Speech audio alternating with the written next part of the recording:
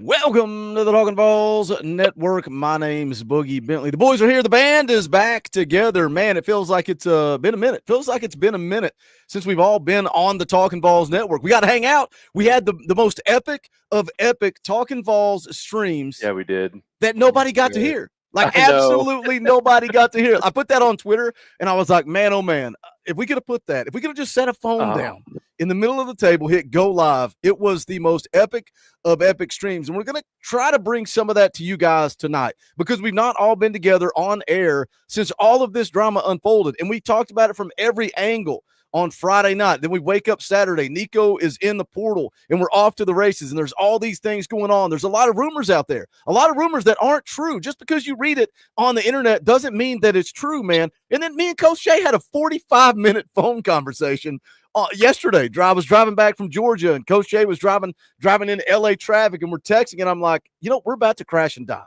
Just call me. I've talked to Coach Jay on the phone more in the last 3 days than I've probably talked to anybody in the history of the phone.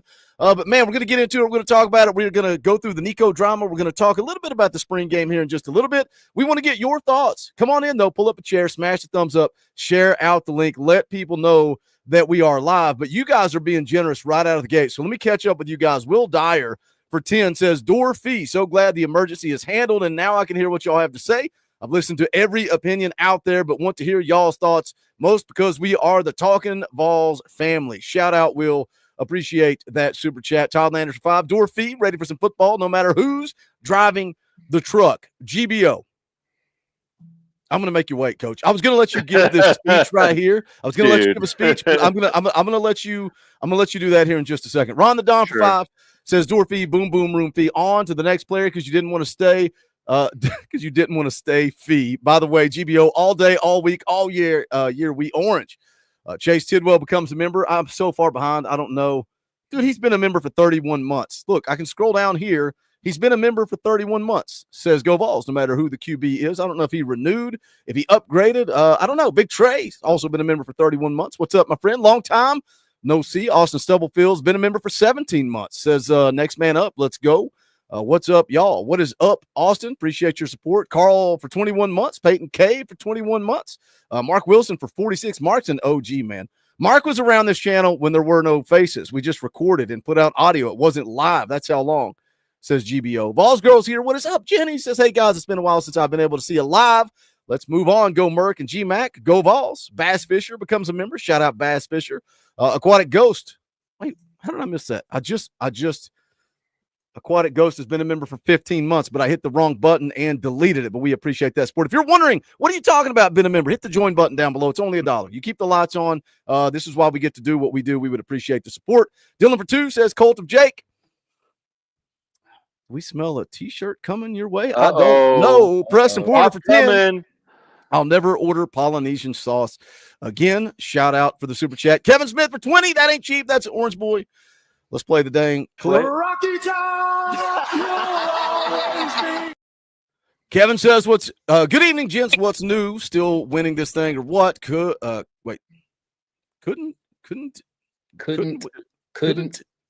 not. Yeah. Couldn't we are close. We are. We are. Coach is pissed, and so is the team. LFGBO. Both. Sling Blade for 20. Another Orange Boy. I like Orange Boys. We'll do it again. Rocky Top! Sling Blade for 20 says, behind on some door fees. Go Big Orange. Thank you, Sling Blade. Appreciate the support. Appreciate the super chats. All right, let's get into it. Let's talk about it. But first, we're gonna tease y'all a little bit. You're gonna wait just a minute here. Just a minute for the Nico talk. Let's talk about, man, Coach, you speak on it. Big weekend for us. One of the most common comments I read was, why are you not streaming? Why are you not online? Well, that's because we were hanging out with the boys, and it starts Friday night. Like, there was a different vibe because Friday night, it was us. It was the boys. It was the Talkin VAWLS family, and I appreciated that. I enjoyed just us getting to hang out. Mm-hmm. Absolutely. Yeah. Absolutely. Yeah. I think everyone can speak for it, man. Football is family. Man, I just, a lot of y'all know from this chat, I didn't become a Tennessee fan when Nico came to the University of Tennessee fan. I fell in love with them as a 6-year-old kid when Tennessee came to the Rose Bowl to play UCLA, and I made a lifelong friend and just fell in love with the culture of Tennessee football. And the power T comes first. We'll get into all that, but on the screen right now is, you know why I love the University of Tennessee and Tennessee football so much, man. It's the people, it's the fan base, it's the community. It always has been. It's awesome to be able to bring my son there. I wasn't able to bring him since 2016. We got to watch the Florida comeback when we beat Florida in 16, but just getting able to hang out with the boys, and there's so many just fun stories from the whole weekend and so much good conversation, man. And football is family, and I'm grateful for y'all, and awesome weekend, man. I had a blast from Calhoun's to Sweet Peas to to late night talking Vols around the table to squeezing in the back of a pickup truck.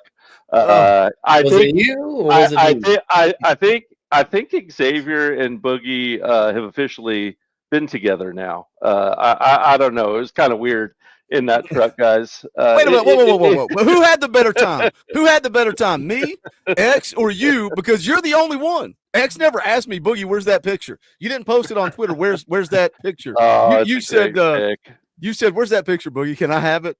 Now you have it. Now you have it. No, but good times, man. Good times. Always a blast. I can't wait for our next trip to Knoxville. What we did learn is next time we need to do bigger, man. We need to get like a cabin or something, guys. Absolutely. And we just need to go bigger, harder, stronger, faster.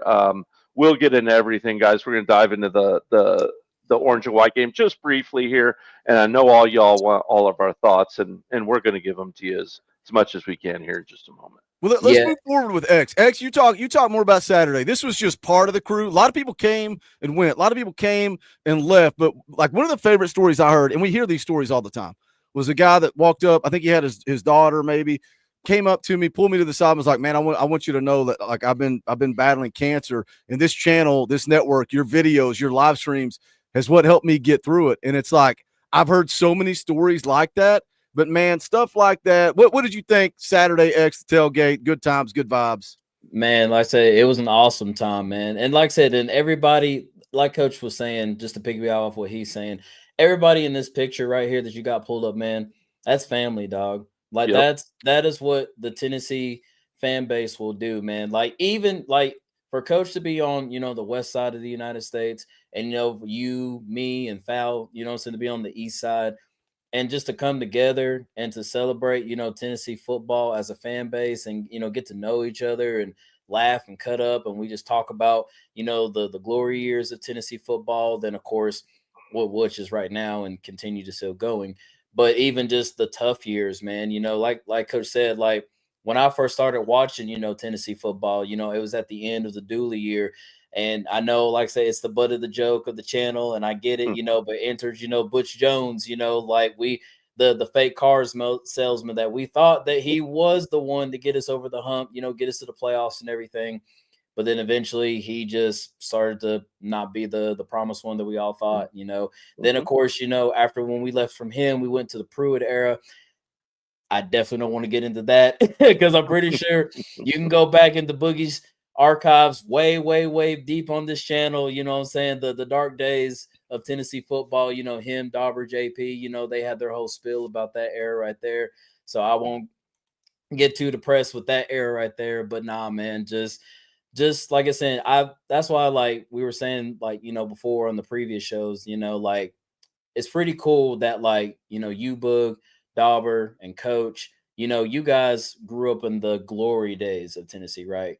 When like me, Fowl, like our generation of growing up watching Tennessee football, man, like that's why like we always say like the 22 year, it was so magical, it was so special because for me and Fowl and our generation, it was, man, because that was the perfect. I mean, man, that was just the best year, like for us as Tennessee fans, because we never seen us win 11 games. I mean, never ever.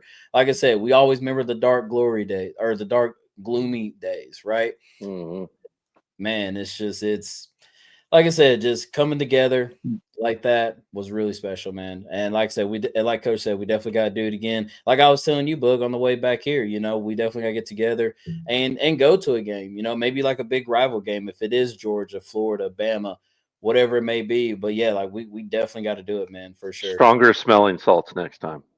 Who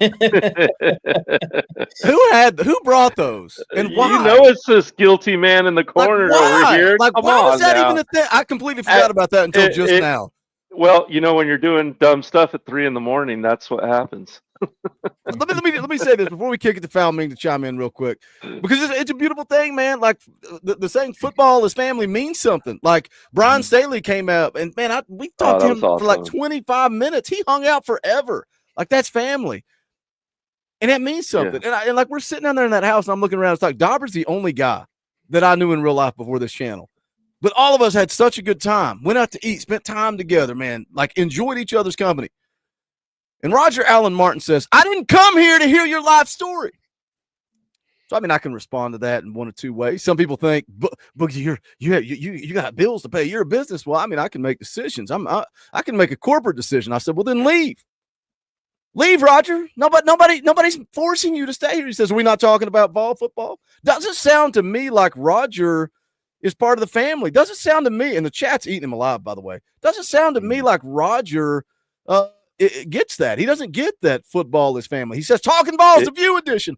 Let me say this. If you think it's Big Nick's burner account, Boogie. I saw that. That was a great comment, by the way. If you think that I should ban Roger from the channel because he doesn't want to talk about Vol football, hammer. Drop a 20 spot. I'll kick Roger to the curb just like that. I'm a cheap man. Go ahead, foul me. Talk about your time at the Orange and White game. And if you want to bleed it into just some thoughts about the spring game as a whole, you can do whatever you want. The floor is yours, no matter what Roger says. All right, man. Let's just start. I'll keep it short because I know we got a lot of things to get into, but I want to start by thanking you guys for letting me be a part of it.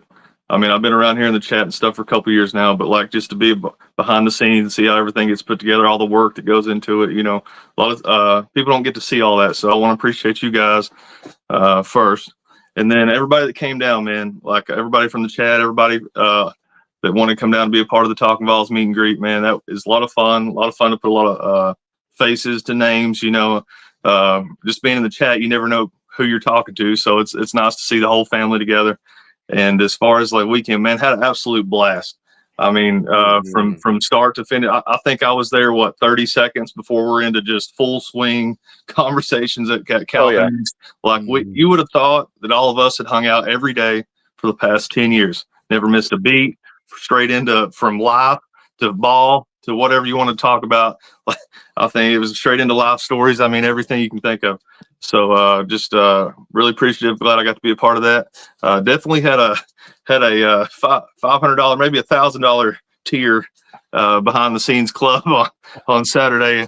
Man, I know there's a lot of people would have paid a lot of money to be a fly on the wall, you know, but that'll stay right where it is. Hold on, I hate to cut you off, but I got to take care of some business. I'm a cheap man. I'm a simple man. Vols girl drops a 20 spot and says, boom. Go home, Roger. Well, first, we'll play the clip. Rocky Top! Will Dyer follows that up with a 20 spot. We'll play the clip again. Rocky Top! So shout out to Vols girl. Shout out to Will. I'm a simple man. You come in and you're a disrespectful prick.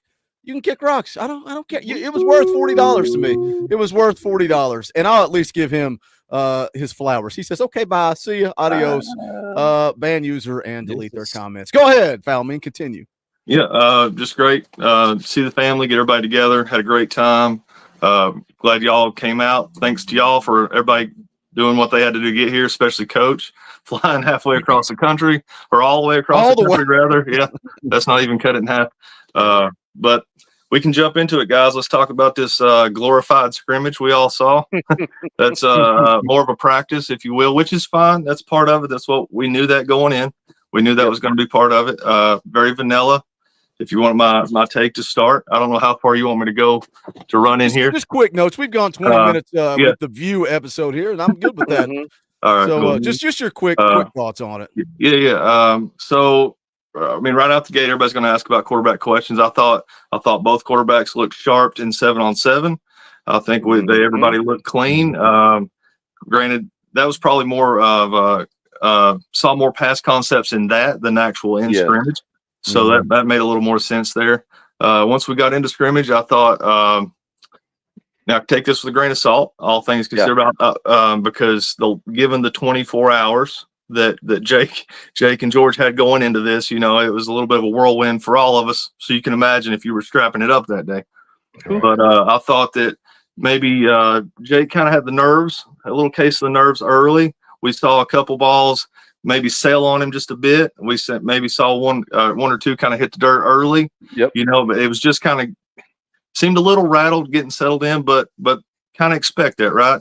It's in essence, it's a practice, and also it's the first time in front of 35,000 or so people. Probably first time going with the ones this spring. I'm not sure how much they go back and forth with all that. But I thought all things considered, everybody looked in the quarterback room looked pretty good. You could argue that maybe even George looked better at times, but he's also going against the twos. So let's keep in mind, there's a little bit of switch back and forth there. Even in the second half or whatever you want to call that last period there, I don't even think Jake came out and threw a ball there. So everything was just kind of more of a practice scheme.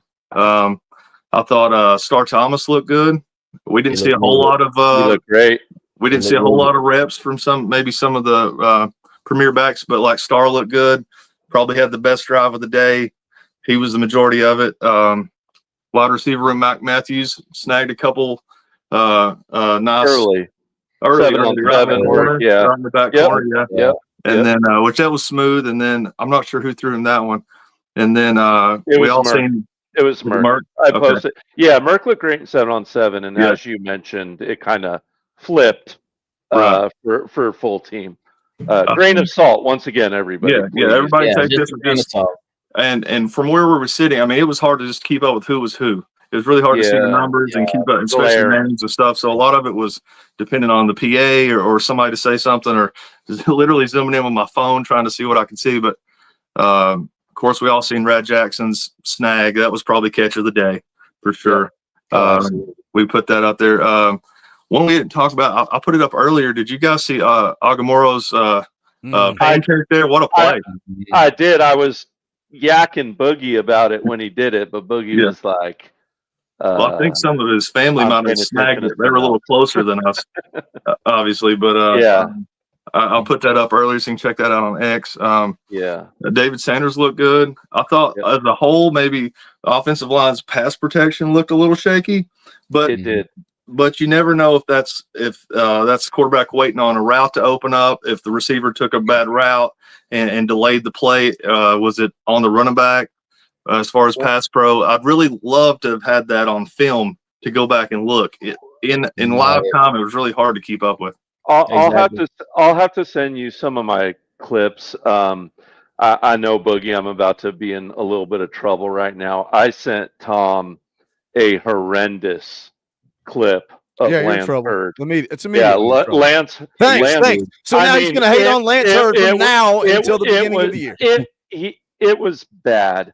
I mean, the play was bad. But hey, it's one play, and on the play, they were running a twist concept with a hesitation blitz coming from the outside linebacker. So it was really tricky pass pickup, but still not an acceptable rep. But once again, it was super vanilla. The one note I had for the offensive line that worried me were the false starts again. I didn't like that. I know there's been some talk about the snaps being high. I didn't really worry about that. You had a brand new quarterback in there during the spring game. Give them some time. They're going to have time to take a million snaps together. I'm not so much worried about that. But just continuing on what you were talking about, since Adam broke up, it just seemed like we didn't have two cohesive offensive line units, right? Like Wendell Moy looked good, Og looked great, Sham looked awesome. I thought he might have had the best spring game on the O-line. Pendleton had a nice pancake against Jordan Ross, who was next to Ethan Utley, an absolute nuisance out there on the field on Saturday.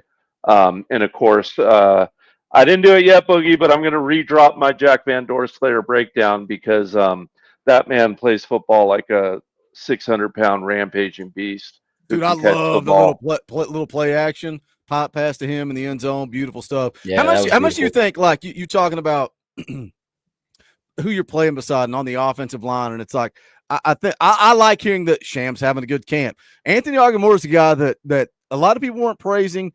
I know you praised him. I know Tom's praising him now. He must be the greatest offensive lineman of all time if Tom is praising him. But how much of spring are you trying to figure out who that cohesive unit is? And then you go into the fall and you want to kind of be like, all right, here's my five. Let's get used to playing beside each other. Like David Sanders. I don't know that he starts at right tackle or not. Some people think that Larry Johnson may start there. Larry Johnson may hit the portal. Keep your eye on that. He may be a guy that portals. So once you get to fall, all right, here's my 5 guys. We know who I'm playing beside, and we can kind of start to build that chemistry as far as who's on your left or right.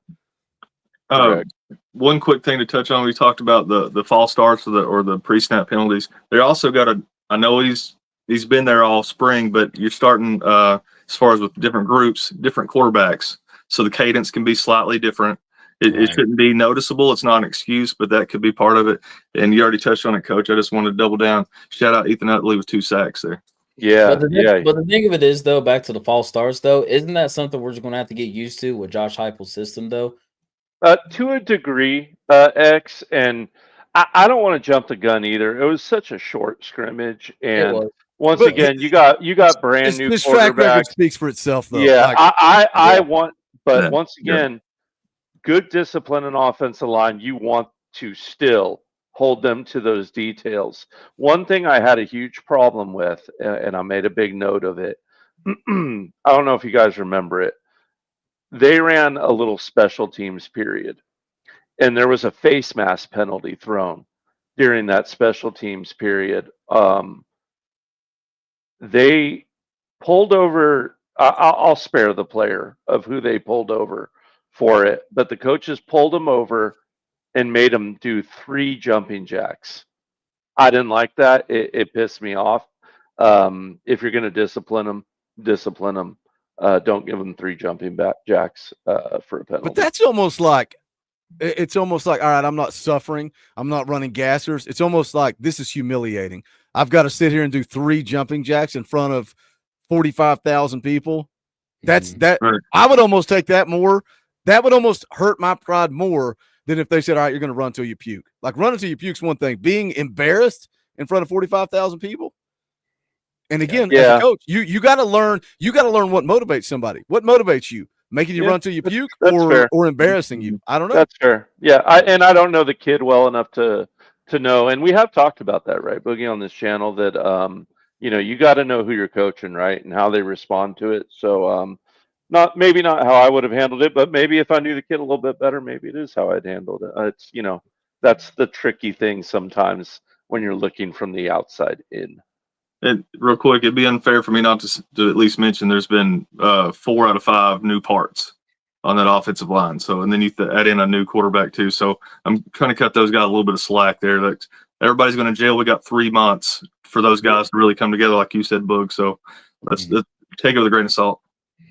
Yeah. I want to shout out Trey Poteet as well. I thought he had a really nice scrimmage for a freshman quarterback. I wish we could watch the replay of this game. I really do. Like, it's so hard. Dude, it's hard enough watching a live game on TV and comprehending what you see versus, all right, now we're sitting under the overhang, can't see the replay.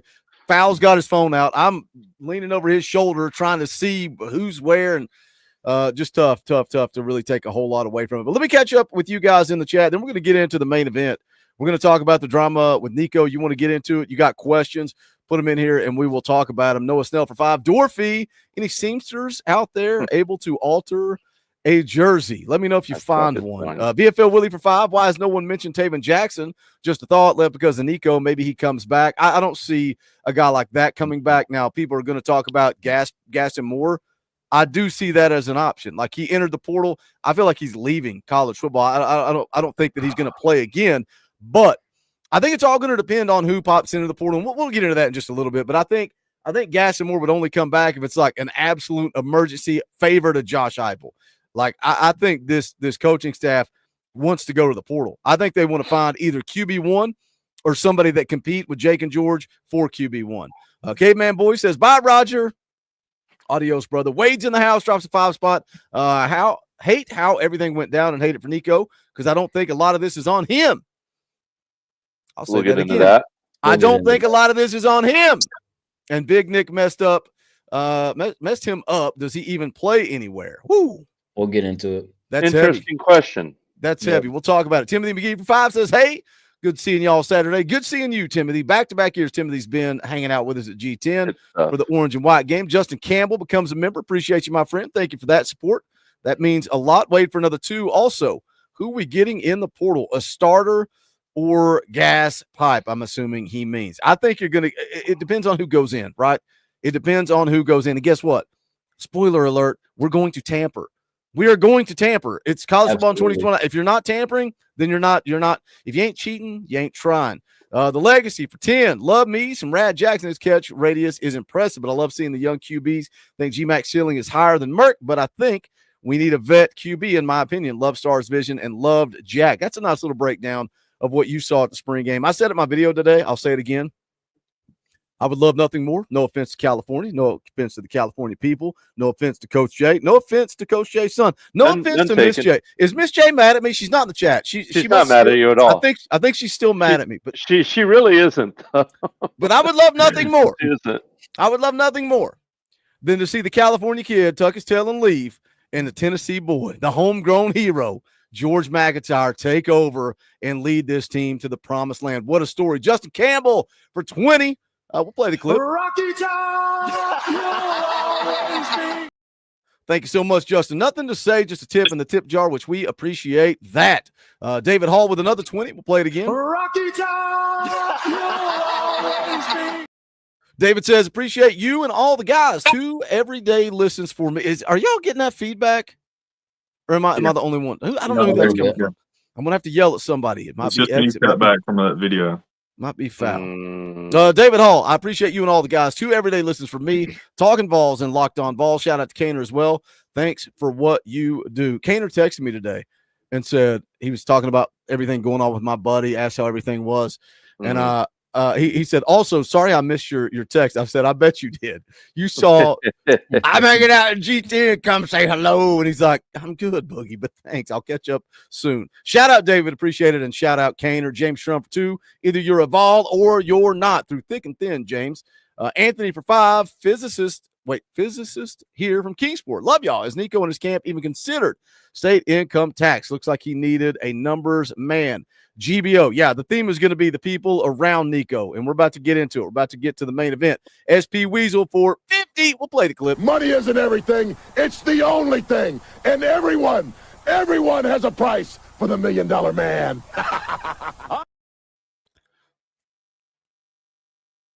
Shout out SP Weasel for 50. New York Rangers season almost over. Thanks for saving my seat, Boogie and gentlemen. Look, hey, we get it. We get it. A lot of people watch just during the season, or you got other things going on. You got life. You are welcome here all the time. Your seat is saved. It's right beside me here. So thank you, SP Weasel. That is a very generous super chat. Top donation of the night. We appreciate you for that. All right, we're going to get into the main event. We're going to talk about Nico, the drama. Overall thoughts on Nico. I think this is where we're going to kick it off. We're going to talk about overall thoughts. And, you know, it goes from Pete Nako. Somebody told me today, Boogie was wrong. He just won't admit it. He was wrong. And it's like, was I wrong? You're wrong. Or was everybody in the media wrong? I think we did a pretty dang good job when the contract negotiations tweet came out from Pete Nakos. We talked about that, made a video. Missing practice on Friday. AWOL, no contact with the coaches. That's when I started to have a problem here. Me and Foul Mean go live. We break it down. We're following step by step by step. And this was the theme we had in Knoxville Friday and into Saturday morning. It was like, man, it went from I'm not concerned to I think Nico's gone to let's move on. And it's like, that doesn't mean anybody's wrong. It means we're following it live the same way that you guys are. Like, that's all it was. Again, had a lot of good conversations Friday night at the rental house in Knoxville into Saturday morning. We wake up, the news broke, Nico's officially hitting the portal. But I think the best thing to do, and let me say this before I throw it to Coach. You got to separate Nico from Nico's camp. I think the more information that comes out, the more that we follow it, the more that we go look at the tweet from Big Nick talking about games being played, attacking Pete Nakos when clearly Pete Nakos was spot on. I think we have to separate Nico from Nico's camp. Now, a lot of people will say, well, Nico's a grown man. Nico's making all this money. He is. That's also still his father. That's the leader of his family. And if you're in that situation, do you like you're following your father's lead? So I think it's important. I think it is important for people that want to attack Nico and crucify Nico and insult Nico. I think you need to understand. I think we need to separate Nico from Nico's camp. Coach Jay, the floor is yours. Give him your opinion. Tell him how you can separate Nico, a kid that comes from your coaching tree, just your entire thought process and where you're at through this whole thing. Yeah, I'll try not to ramble too much. For those of you who kind of maybe you're clicking on the video the first time, I have a connection with Nico through Coach P, who was his high school coach.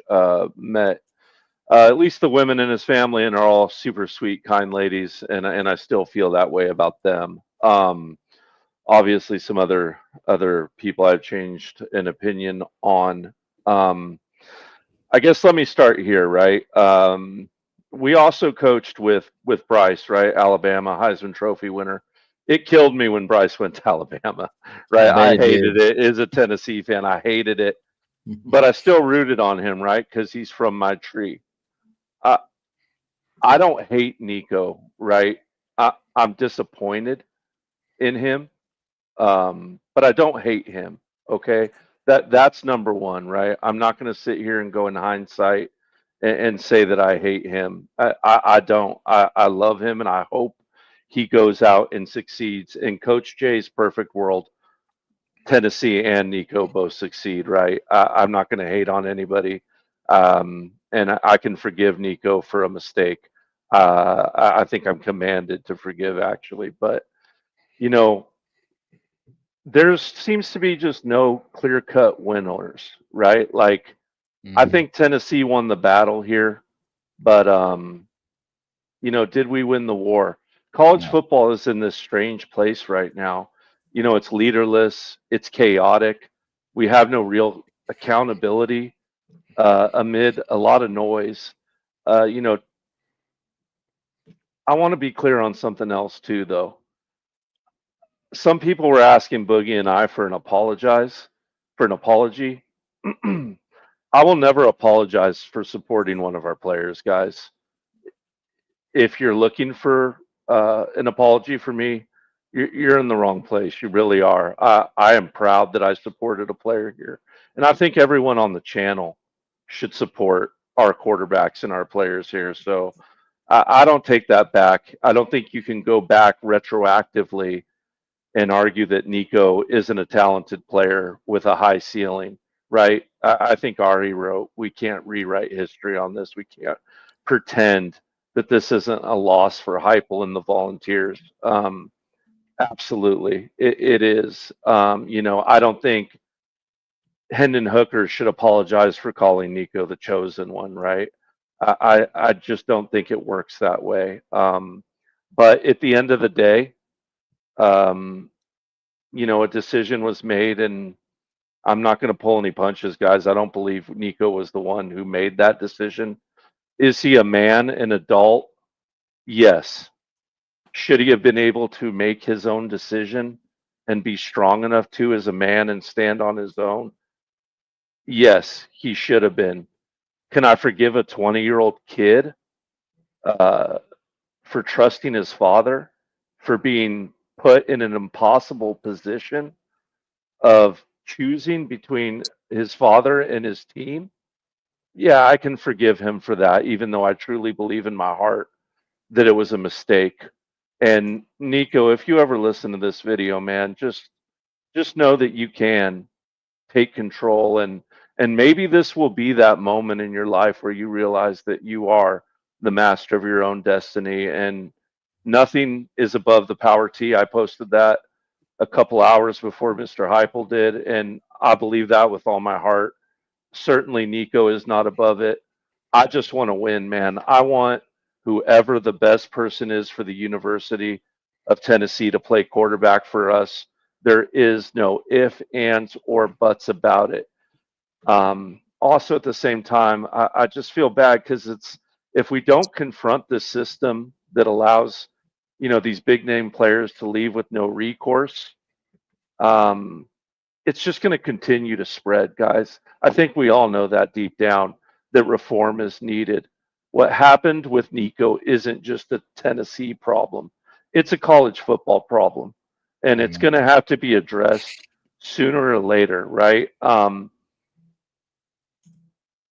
It's a weird place for me, guys. I'll try to be honest with you. It's like, I don't like to ever admit I'm afraid, but I think Josh Heupel did the right thing, and a strong man Nico can learn from.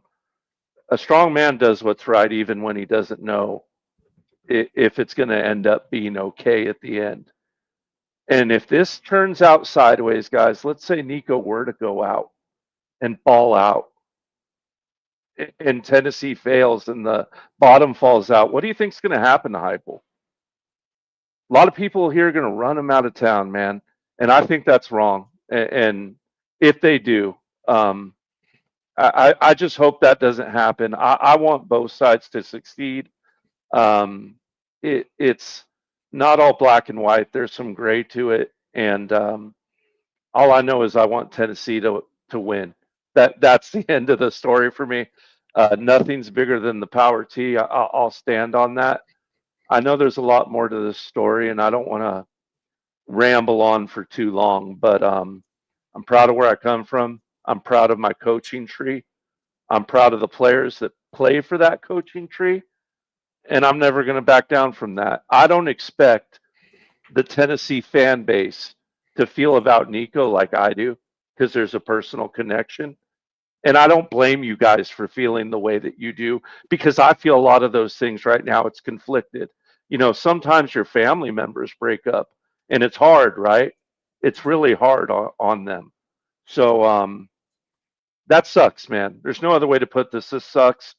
I don't think this was a good look for anyone. It's a black eye on everyone. It sucks for everyone. No matter what happens, Tennessee goes out and wins the ship this year. Tennessee blows it next year and doesn't win a game. I'm all orange, guys. Go big orange, no matter what happens. Ride or die, every day, all day. You guys have been my family, and I want to thank all the fans that I did talk to. Everyone was awesome to me, and I didn't know how that would go because of how, you know, how it's perceived of how Nico I am. And thank you for that. You backed up everything I know about this Tennessee fan base. And I won't, I know we're about to get into it, Boogie, but I saw a comment that, like, you know, fuck Nico's family. Just know that this is a hard time for certain members of theirs. And for certain members of theirs, it's not. And there's some blame to be pointed here. And I should probably stop now until I get in trouble. Yeah, I mean, like, here's the deal. Like, me and Coach, like I said, we talked for like 45 minutes on the phone yesterday while we were both in the car, and we were laughing about it. I know Mrs. J's not really mad at me, but I said something. I said something that she didn't like. She didn't agree with, because I said, here's the deal. I bleed orange. I'm Tennessee orange. Why did I back up Nico? Why did I support Nico? Why was it?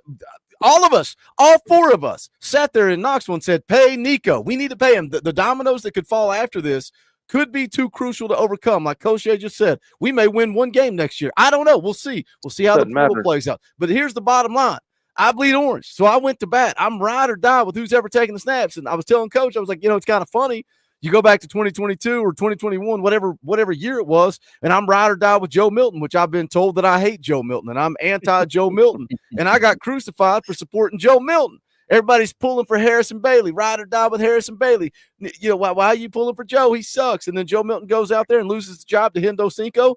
Guess who I'm supporting then? Hendo Cinco. Guess who I'm supporting if he wins the job? Harrison Bailey. I don't freaking care what I think, what I say, what my opinions are. Whoever is under center taking those snaps is who I am ride or die with. And that's the same thing with Nico. But guess what? I was ride or die with Nico until he wasn't wearing that power tee. When he missed practice, when he skipped practice, I'm still trying to make excuses, still saying what if, still saying there's a chance. The second he said, I'm entering the portal, I get on here and I make a video and I said, kick rocks. I do not care. Good riddance. Does that mean that I hope his whole life crashes and burns? No, I hope Nico goes and does whatever he wants to do. But if he's ever going head-to-head against the power team, if he's ever going head-to-head with Tennessee, I hope he doesn't complete a single pass. I hope he struggles. But guess what? I'm never going to know if he struggles because I'm not going to go watch Nico. And this was the conversation that me and Coach had.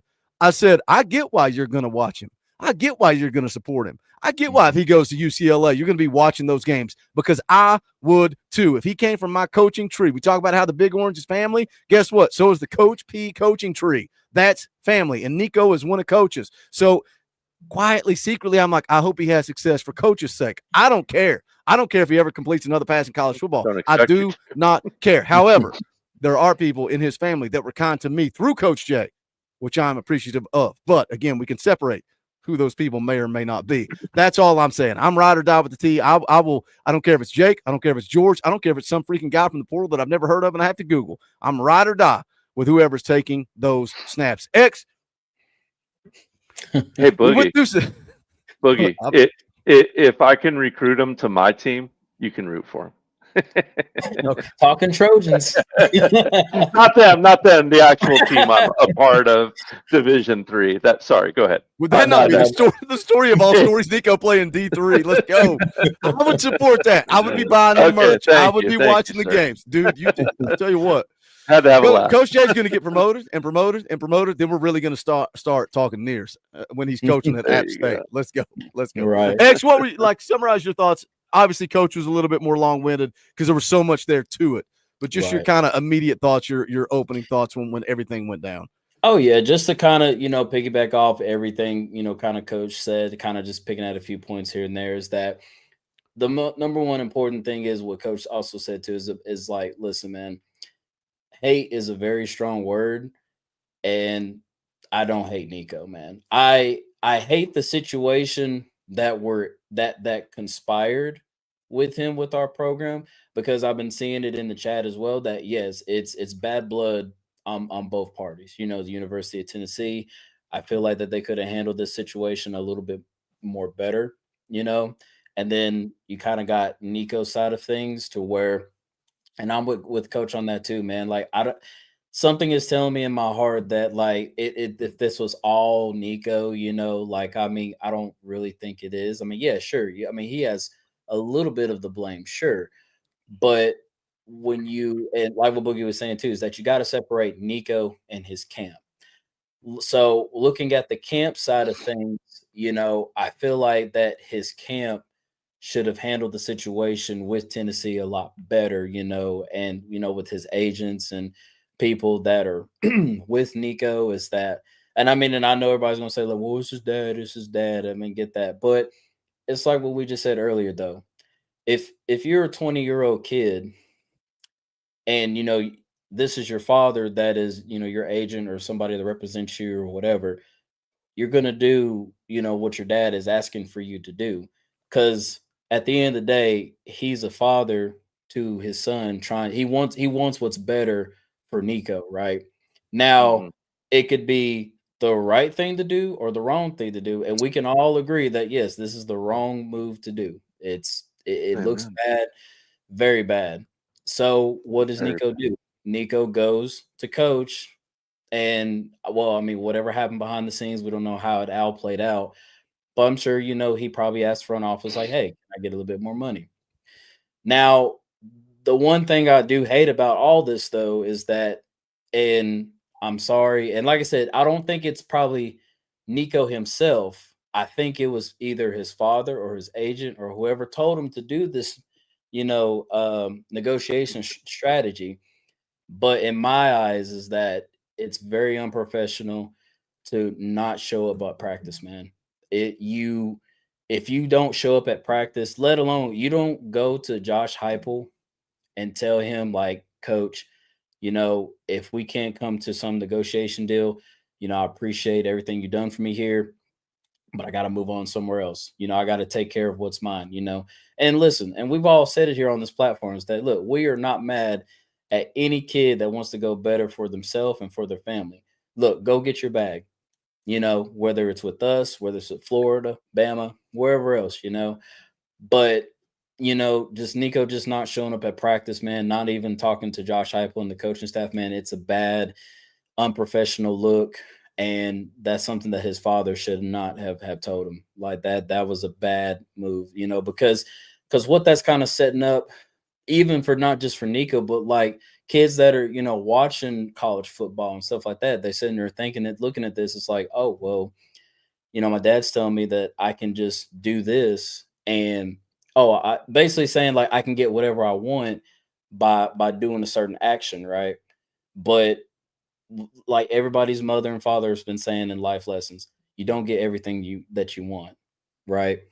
So, Nico just has, I just wish that he would have just been, well, his family, agent, whatever the case may be, just would have been blessed, happy to know what he's getting and to just ride it out, man. And that's like I was talking to Boog earlier about, contracts and everything just being in place, that when you sign your name on that dotted line, like, you're committed no matter what, but of course, with all this being expired and everything, like, I think eventually in the future, it is going to be into an effect. And, I've been telling some of my friends at work and everywhere else I've been talking about the situation. My respect for Josh Heupel has literally went up here, because he put his foot down to say, no, like, we're not doing this. We did negotiations and we can't do this to you, because it also, as Nico, like I said, not to say that he was a terrible, bad quarterback or anything like that. It's just, he just didn't produce on the field of what we saw last season. And coach, like I said, I just don't want you to get mad or take this offensive or anything like that, because we pretty much all seen what last season looked like. But wait, I do got to stop you. Weren't we all in agreement we would have paid him? Oh yeah, absolutely. But why then, if he was bad and wasn't good last year?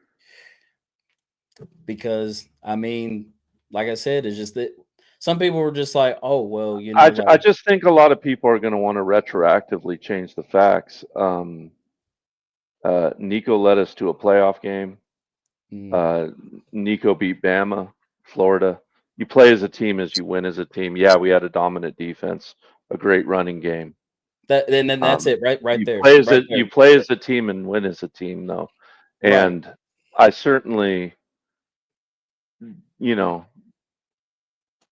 I don't think Milton beats that Bama game at home. I really don't think he does. But it's if nuts, candy, and butt sex. But I'm not offended by anything you say. But the one thing I don't like is 2020 eyesight and going back and changing thoughts. But anyway, I'll shut up and let you talk. I'm laughing because y'all changed the direction of the conversation, and I want to jump in and start talking, and found me. Like, I'll see y'all later. I'm out. I shouldn't have stepped on X's toes. No, you're good. No, you're good, because like I said, but what I'm just saying is what everybody else has been saying, and I mean, I know you've heard it, Coach. They're like, well, let's be honest, Dylan Sampson and the defense is what got us to the playoffs more. You know what I'm saying? Because, like, I was having a conversation with my friends, and they were saying, like, well, his best games were what? Kent State, Chattanooga, and North Carolina State. And that's really about it. But the difference is he was a redshirt freshman. He was a redshirt freshman that led us to the college football playoff. Yeah, and I was excited to see him take that next step. Now he's not going to get that opportunity to take that next step. Like, he doesn't get that. He doesn't get that opportunity. So we're never going to know. So all the people that were like, oh, y'all are idiots. Y'all think Nico's going to be – we're never going to see that. Foul Mink, say something to me. Hey, take this however you want. If you want to go overall thoughts, yeah. You want to take now I don't know where to start, because I want to jump in right there on the pay-in thing. Go ahead, jump in right there and roll forward with that. Just simple, like, I agree with both perspectives to an extent here. I was definitely on – I came on here with you Friday, and I said pay the man. I came on here what was it? Did I come on Thursday? I don't even remember. Anyway, I said pay the man, and I haven't changed my opinion. I think the talent level was there. I thought the upside was there. Now, if you want to argue $4 million, that's a whole nother conversation. Now, if you told me now on Friday or Thursday, whenever we talked about it, if you told me $4 million then is the number, I said pay him, because it's not just his performance last year. It's not just the improvement he potentially could make for next year. It's also the disruption when you're going to rip out your QB1 and what impact that's going to have, whether it be just this season, whether it be recruiting, whatever. So when it comes down to, do I think they should pay him? Absolutely. But I could also see, like, well, don't pay him $4 million. I understand that argument, but once you let it move this late into the season, or the preseason, however you want to look at it, into the spring, I think you kind of are backed into a corner to an extent. But then I think the Nico camp overplayed their cards a little bit. I think they my moral of the story would just be unfortunate. I don't think either team, being the Tennessee or Nico's camp, I don't think either party won anything here. I don't think Heupel's glad that Nico's not here by any means. If you could ask him personally off the record, I'm sure he cares about the young man. I'm sure he would love to have him back on his team right where we started. It was all in timing. It's not that, and as far as fans go, it's not that he left. It's how he left. I think we can all agree on that. We've all seen it. Other people have said it. We're going to say it. That's just you'd hate to echo it, but that's the point. None of us are going to hate on a man for going and getting what he's worth or what he thinks he's worth. It's just have a little bit of care. I don't want to come the wrong way. I just want to say have a little bit of character in the sense of look your coach in the eye and say, hey, this is what I got to do. This is the move I got to make for me. Love you, appreciate you, and I got to go. That little bit would have made such a big difference. But I think, and I'm with you guys, there's two ways to look at this here. Like as fans, we separate Nico's camp. Nico, I can regret the situation. I don't have any hard feelings against Nico as far as if he did what he had to do for himself. I don't hate him for that in any way. I think he got some bad advice. Now, as far as like a team perspective, say you're the GM at Tennessee. We don't have one yet, but I hear maybe coach is putting in for it. So let's say you get a GM at Tennessee, right? You got Nico camp and you got Nico. Well, as far as the team's concerned, if you're going to follow their lead, if you're going to listen to their advice 100% of the time, and that's his decision to make. But if that's the decision he makes, that's one entity. That's one person. It might as well be, because you have to go based on his actions and what he's going to do. And if he's following his camp, what's the difference? That's one group. So I think as fans, we can have feelings, and still appreciate Nico. I mean, let's not say last year didn't happen. Coach touched on this a little bit, but like last year still happened. I cheered for Nico every week. I wore the jersey up until just a few days ago, less than a week ago. I put the jersey on. As long as you're QB1 at Tennessee, I'm going to defend you as far as I can. I came on here the other day and I said, hey, if I get stabbed in the back, I'll come on here and say, hey, I got stabbed in the back. And we did, because by the way he went out. If he just left, I wouldn't necessarily feel that way, but the way it all unfolded, it's unfortunate, but I don't think it's on Nico. I mean, let's be honest. Like, you don't go to your offensive coordinator's house and hang out with your team, or at least your quarterback room and your coach, and then the next day just no call, no show. You don't tell anybody. Like, that's a strong statement for me. That's the only part that I would have any ill feelings about. He's what, 21 years old. I mean, that's you're too young for us to give you all the blame, but you're old enough you made your decision.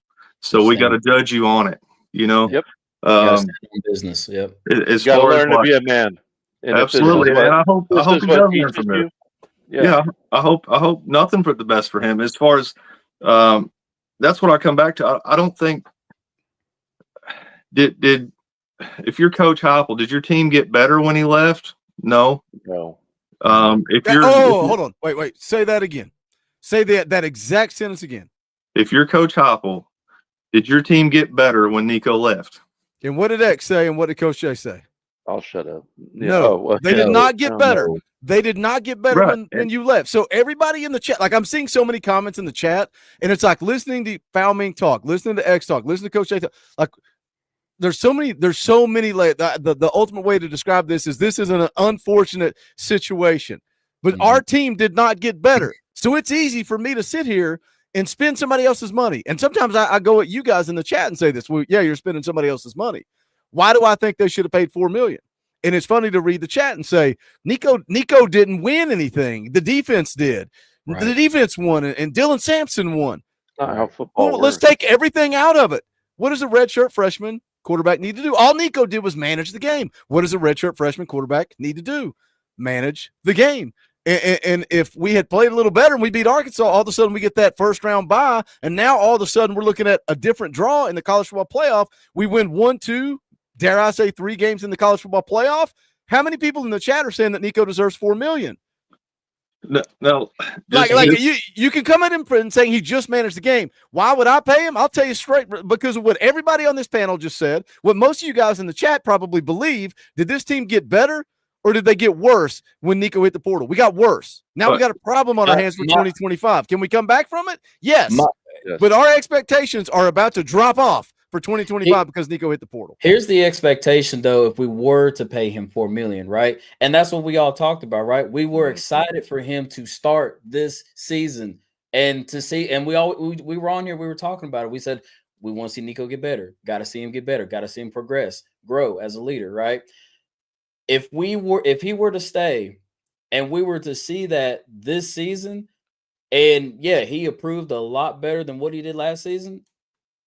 Guess what? And depending on where our chips were going to fall at the end of the season, yeah, I would I would have paid you. You know what I'm saying? Because it's like, you guys know, Thank you, Retro. Yeah. Thank you, Retro. Can I go ahead. Just real quick for what to kind of touch what X is talking about there. Just to be clear, I'm not saying he's a $4 million quarterback. Right. I'm saying he's worth $4 million to us in that situation. Yes. Based on everything that comes with it. And the second thing is, we're also talking about paying him, and everybody's bringing up what he did last year. We wouldn't be paying him that for last year. We're paying him that for what we think he would be able to do this coming year. And the final thing, just so in case I don't get back, we skip over this. I agree that Hop should have done exactly what he did. I don't think Hop had any choice. What I was getting to earlier was that nobody won or whatever. I agree. But I think he was backed into a corner in that aspect. That's what I was going to say. The team didn't get better, but I also don't think Nico's situation got any better.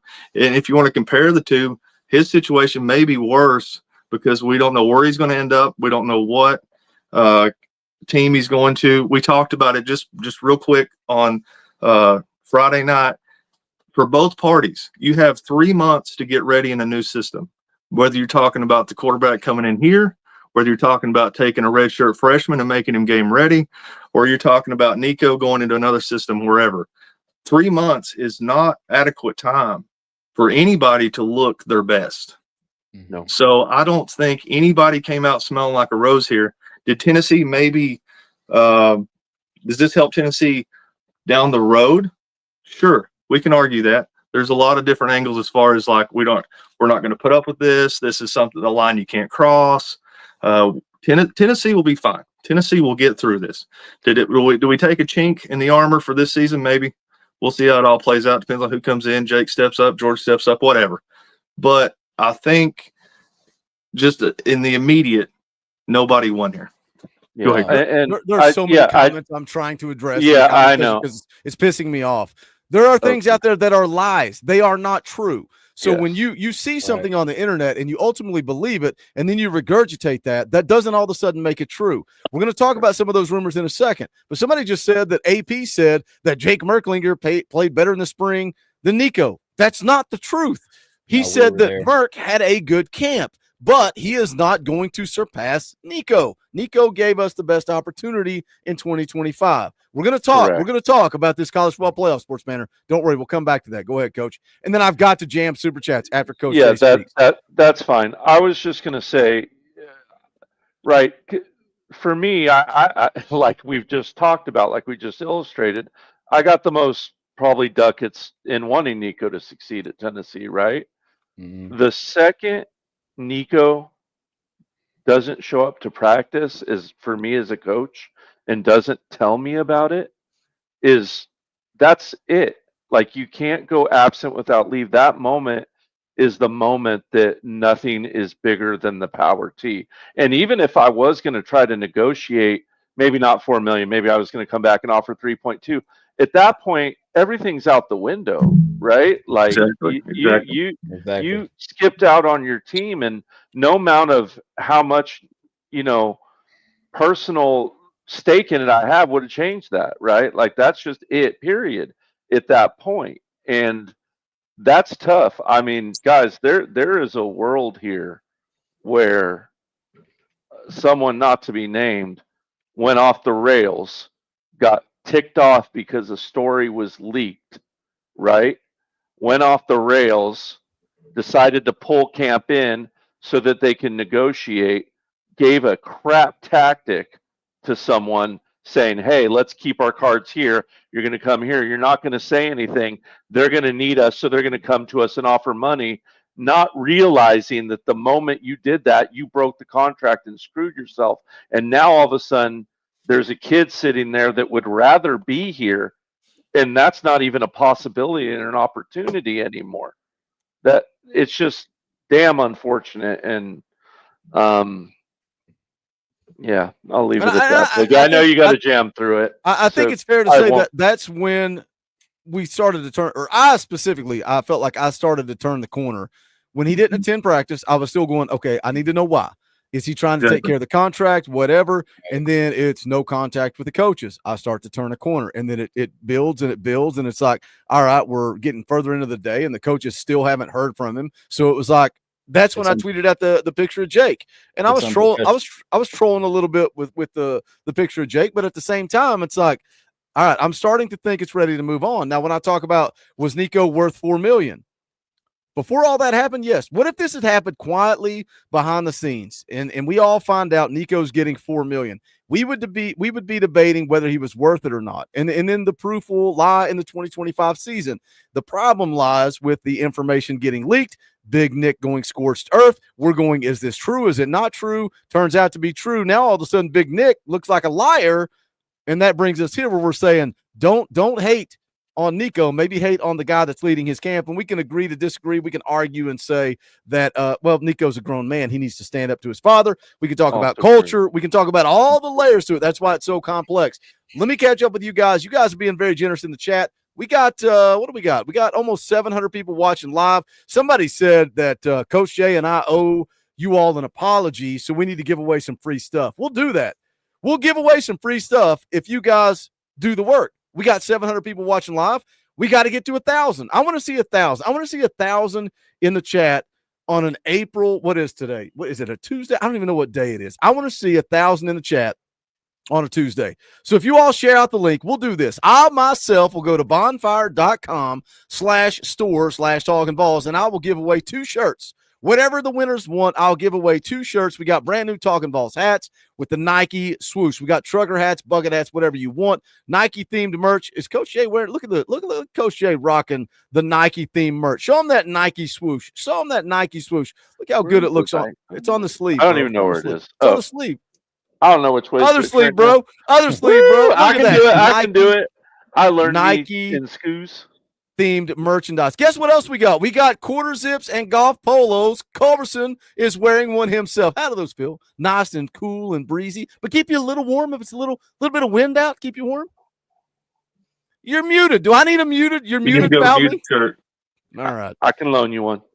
Or if you want to mute, you want to go OG. Look at Talkin VAWLS, a OG State Pride shirt. X Factor's got it on. Again, bonfire.com/store/Talkin VAWLS. Get in where you fit in. We get 1,000 people watching live. I'll give away some free merchandise. You're muted. State Pride camo, whatever you want. We got VEWO shirts because if you're Talkin VAWLS, you're Talkin VAWLS for life. We got offensive shirts that say Buck Fama and FUGA, or we just got clean rivalry shirts that say beat Florida, beat Bama, beat whoever. Go check it out. Bonfire.com/store. I can't see my tabs /Talkin VAWLS. There's also a link in the description. All right, let me catch back up. Dave Morrison for 2. The QB answer is to bring back Taven Jackson at UCF. Sports Banner member for 25 months. I wish Nico all the success in the world, just not happy with where college football is right now. Sure, pay the players, but we need more structure. That's the story of this entire mess. Bleed Orange for 10. Hopefully one day I'll get to meet all of y'all. It's kind of a goal for me to not be lame. It's not lame, man. It was cool. I was excited because we all got to be together. So a lot of people got to meet us, hang out with us, and we were all there, and that's never happened before. Timothy for 5. They should do away with the portal, only allow a one-time transfer if the coaches leave. I disagree with that. I disagree with that, Coach.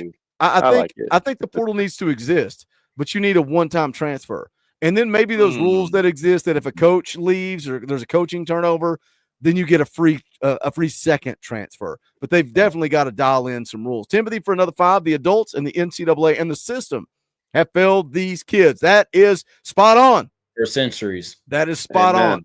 Robert Tuck for 2. We stand with Coach Jay.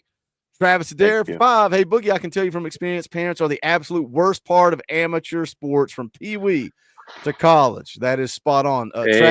Travis is an Arkansas fan, so he's waiting on Madden to enter the transfer portal. Will Dyer for 10. Sawyer Robertson, Baylor, Sam Levitt, Arizona State, Avery Johnson, Kansas State, Mikey Keene, Michigan, Haynes King, Georgia Tech. We may bring up that in just a minute. We're an hour and 10 minutes in, and we're just scratching the surface. Brad's been a member for 36 months. He's cheap, won't drop a super chat, but he'll brag on being a member. 100% hypothetical. What if there was a scenario where Nico could come back? Would you? No. Once you bailed, once you skipped practice, and Hype said we moved on, and we're going to talk about the comments from Miles Kitzelman and the coaches here in just a second. I'm saying no. Does anybody disagree with that? I think there may have been, had you not skipped practice, there may have been a redemption arc. Once you lose the locker room, that's it, dog. And people were talking about that. Like, people were talking about, like, being a leader and culture and this, that, and the other. Had you not skipped practice, I don't think you would have lost the locker room. But you did skip practice, and now they're pissed. So I'm saying no. X says no. I'm assuming the other. You guys. Yeah, as soon as you get a no call, no show, that's it. Yep. I mean, you showed up. It's an entirely different conversation right now. But as soon as that happened, you left coach, the team, and us no choice. No comment. Brain Chadman, member for 24 months. Y'all should watch the video of Kubelik and Swain talking about this. Swain really puts a lot of insight into what's happened and to come for Nico. Man, I would like to think that we did too, but I do appreciate your membership. Jim Slager for 2. Thanks. This is well thought out conversation. Jim, we've been having this conversation since Friday. We're trying to regurgitate it and it be authentic, but we've been talking about this for a minute. But those are kind words. I appreciate it. James Schrum for 5. Nico did not lead us to a playoff game. Love you, Jay, but no, he managed the game as a redshirt freshman. So I get it. I get it. You could say the same thing about Joe, about Nico that I said about Joe. Name a game that he won. Name a game that he lost. It is what it is. I was hoping he would take that next step. Evan for 10. I will always love Nico. Appreciate you, Evan. Nathaniel Hughes for 5. If you pay the guy because they back you into a corner, that they'll all do it. You don't negotiate with terrorists. I think that's a fair point too. Which we kind of talked about this Friday. It's like I see that argument. I'm like, it's a no-win situation. And why did we pay Ricky Gibson? Because we had to. So why did I say we should pay Nico? Because we had to. Right. But I get this argument. I understand this argument because my thought is you don't pay him. He leaves. How many guys follow him? You do pay him. He stays. How many guys follow his tactics? So I don't know what the answer is to that. James for another 3 said, if I'm writing the check, he's not getting my money. Kong for 2. We need more 5 stars at life. GBO. Timothy McGee for 5. Y'all don't owe anyone any apologies. Don't show weakness. I would like to apologize. For absolutely effing nothing. Dylan for 5 says, guys, we can't say Joe didn't lose any games, but say Nico didn't win any. Come on, takes 11. It does, but man, I just made that comparison. I just feel like you put me on blast. Jacob's been a member for 10 months. We appreciate you, Jacob. Also, Sean's in the house for 10. Coach Jay needs to be investigated by Talkin VAWLS fam involved with the enemy at Bama. Bryce, now Benedict Arnold. Ooh. Maybe that'll be a 30 for 30 one day. We got some 20 spots. Campbell for 20. We'll play the clip. Rocky Top! Justin says, Cleveland, Tennessee here. Attended the Orange and White games. Me and Matthews didn't look himself. Boo attended high school where I'm from. I'm afraid he will leave. Go get the Kansas State quarterback, VFL. I don't think Boo's leaving. I think the biggest thing is we think Mike. Mike is the one that I don't think Mike's going anywhere now. I had a pretty good conversation with a friend in the stands. I can't remember the guy's name. It was just somebody. I don't think anybody's going anywhere. I don't know. Call me crazy. We'll see what happens. Flyfish 21 for 20. We'll play the clip. Rocky Top! Flyfish says, Coach A, would Nico be playing football or volleyball if it was up to him? Like next season? Is that what that question is about? I don't know if it was an insult, a genuine question. I don't know at this point. I think if Nico had his way, he'd stay where he was or not play at all the rest of this season. I think it's one of those two things. Nathaniel Hughes for 20. Rocky Top! Nico and his camp dad are very, very close. Like a God. Just kidding. Come on. I can't read that out loud. I wish the best for him, but I hope he learns a lesson on greed, gratitude, and responsibility. By the way, Highball, I'll do it for the $2.2 million. Nathaniel Hughes has some eligibility left. He has just officially entered the transfer portal. All right, we are all caught up with Super Chats. We appreciate your generosity. Continue to share the stream. We get to 1,000. We'll do the dang thing, give out a couple of shirts. If not, that's cool. Let's talk about rumors. I guess let's start with the Josh Pate rumor. Let's pull this up. It's on Twitter. All right, here we go. I think I got the volume queued up. All right, this is talking about Nico opting out during the playoff game. And again, when we talk about rumors, like if you see something on the internet, do yourself a favor and start researching it. If you see somebody tweet something, don't just go, "Oh, this is true, I'm going to run with it." Screw Nico, he opted out. Like, go look, do a Google search, like look somewhere. That's why, like, shout out to VolQuest. Why do I love VolQuest? Because if I see something like this, I go check and see what Hubs is talking about, what AP is talking about. Why do you trust them so much? Because they're connected to the school. Like, they know, they have inside connections, and you can kind of get a gauge on what's going on here. So let's take a listen. Josh Pate talking about Nico and all this mess. As we dive into this, is a lot of the people who have been pushing for the changes that are happening in the sport, they would call them progress. I would call them just changes. A lot of the stuff they told you didn't have to worry about, a lot of the stuff they told you that wouldn't happen, it's funny how it keeps happening. These are the same people who would tell you players would never opt out of playoff games. You know, if we had more playoff games and less meaningless bowl games, then players won't opt out of playoff games. You know, that same crowd fails to mention that this past December, cats like Nico Iamaleava almost held out of playoff games because they were trying to renegotiate contracts in the middle of a playoff run. He wasn't the only one.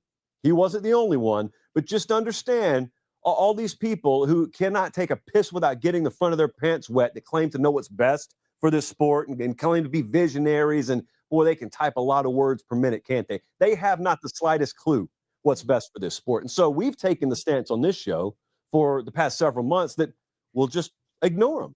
I don't really care. I don't care if you label me anti-players' rights. I don't care. I am pro-college football. I agree with a lot of what Josh Pate had to say in that, but when you're talking about Nico threatening to hold out for the college football play, that's not true. That's not accurate. Because guess what? If Nico was going to hold out, if Nico said, "You're going to give me this amount of money, if you're going to pay me a certain amount of money, or I'm sitting out," guess who would know that? Guess who might have a clue about that? It would be the money people at Tennessee. It'd be Spire Sports Group. They would know that Nico's demanding this much money. What do we do? Do we pay him? Do we not? If that was happening, Spire Sports Group would know that. Guess who Austin Price talked to 3 times? 3 times to ask, was this going on? Were you being held up? And guess what's a great story? Guess what's a great story when you're trying to protect Tennessee's image, when you're talking about PR wins and how Tennessee seems to be winning this thing? The win is to say, yes, he threatened us. He was going to hold out. That's not the case. There was never any holdout. There was never any negotiations. That is not true. That is a lie. I do like what Josh Pate said. However, according to AP, that never took place. That never happened. Founding thoughts? Right on par with you. I agree with a lot of what he said right there. I have no reason to think that that particular thing happened with Nico. I'm sure it may have happened with other players. I'm not that close to it, so I honestly can't tell you what happened. I don't know, but I do know one thing. I trust AP. If AP says it didn't happen, it didn't happen. If it happened at Tennessee, AP would know about it. AP said it didn't happen, it didn't happen. But I'm sure there's players across the country where that did happen, and I do think we got to get some structure on this thing. Something needs to happen. There has to be guidelines, and this is for teams and players. I'm all for players' rights and players making what they're worth and getting what they deserve, but there has to be guidelines on this thing. Yeah. I mean, like I said, and then it was the fact that, I mean, I don't believe that would come from Nico or anything like that. But let's think about before this whole NIL thing, I mean, there were players like opting out to go to the draft. So, I mean, like this whole, you know what I'm saying? Oh, he's holding out for money. But no, there were players that just didn't want to play because they're about to go to the draft. So, and like what you said, Fal, like, yeah, there has to be some kind of rules, set regulations to where like, because not just for Nico, but like other quarterbacks that this was happening to, like tampering, like during the playoff season, like I just disagree with that, because like, you know, even during the playoff series, you know, going on with Texas, like there was rumors and talks that Quinn Ewers was offered to come back with more money, you know, to keep playing college football than he would to go to the draft. So yeah, there has to be some kind of rules, regulations set in place. Move the dates, something.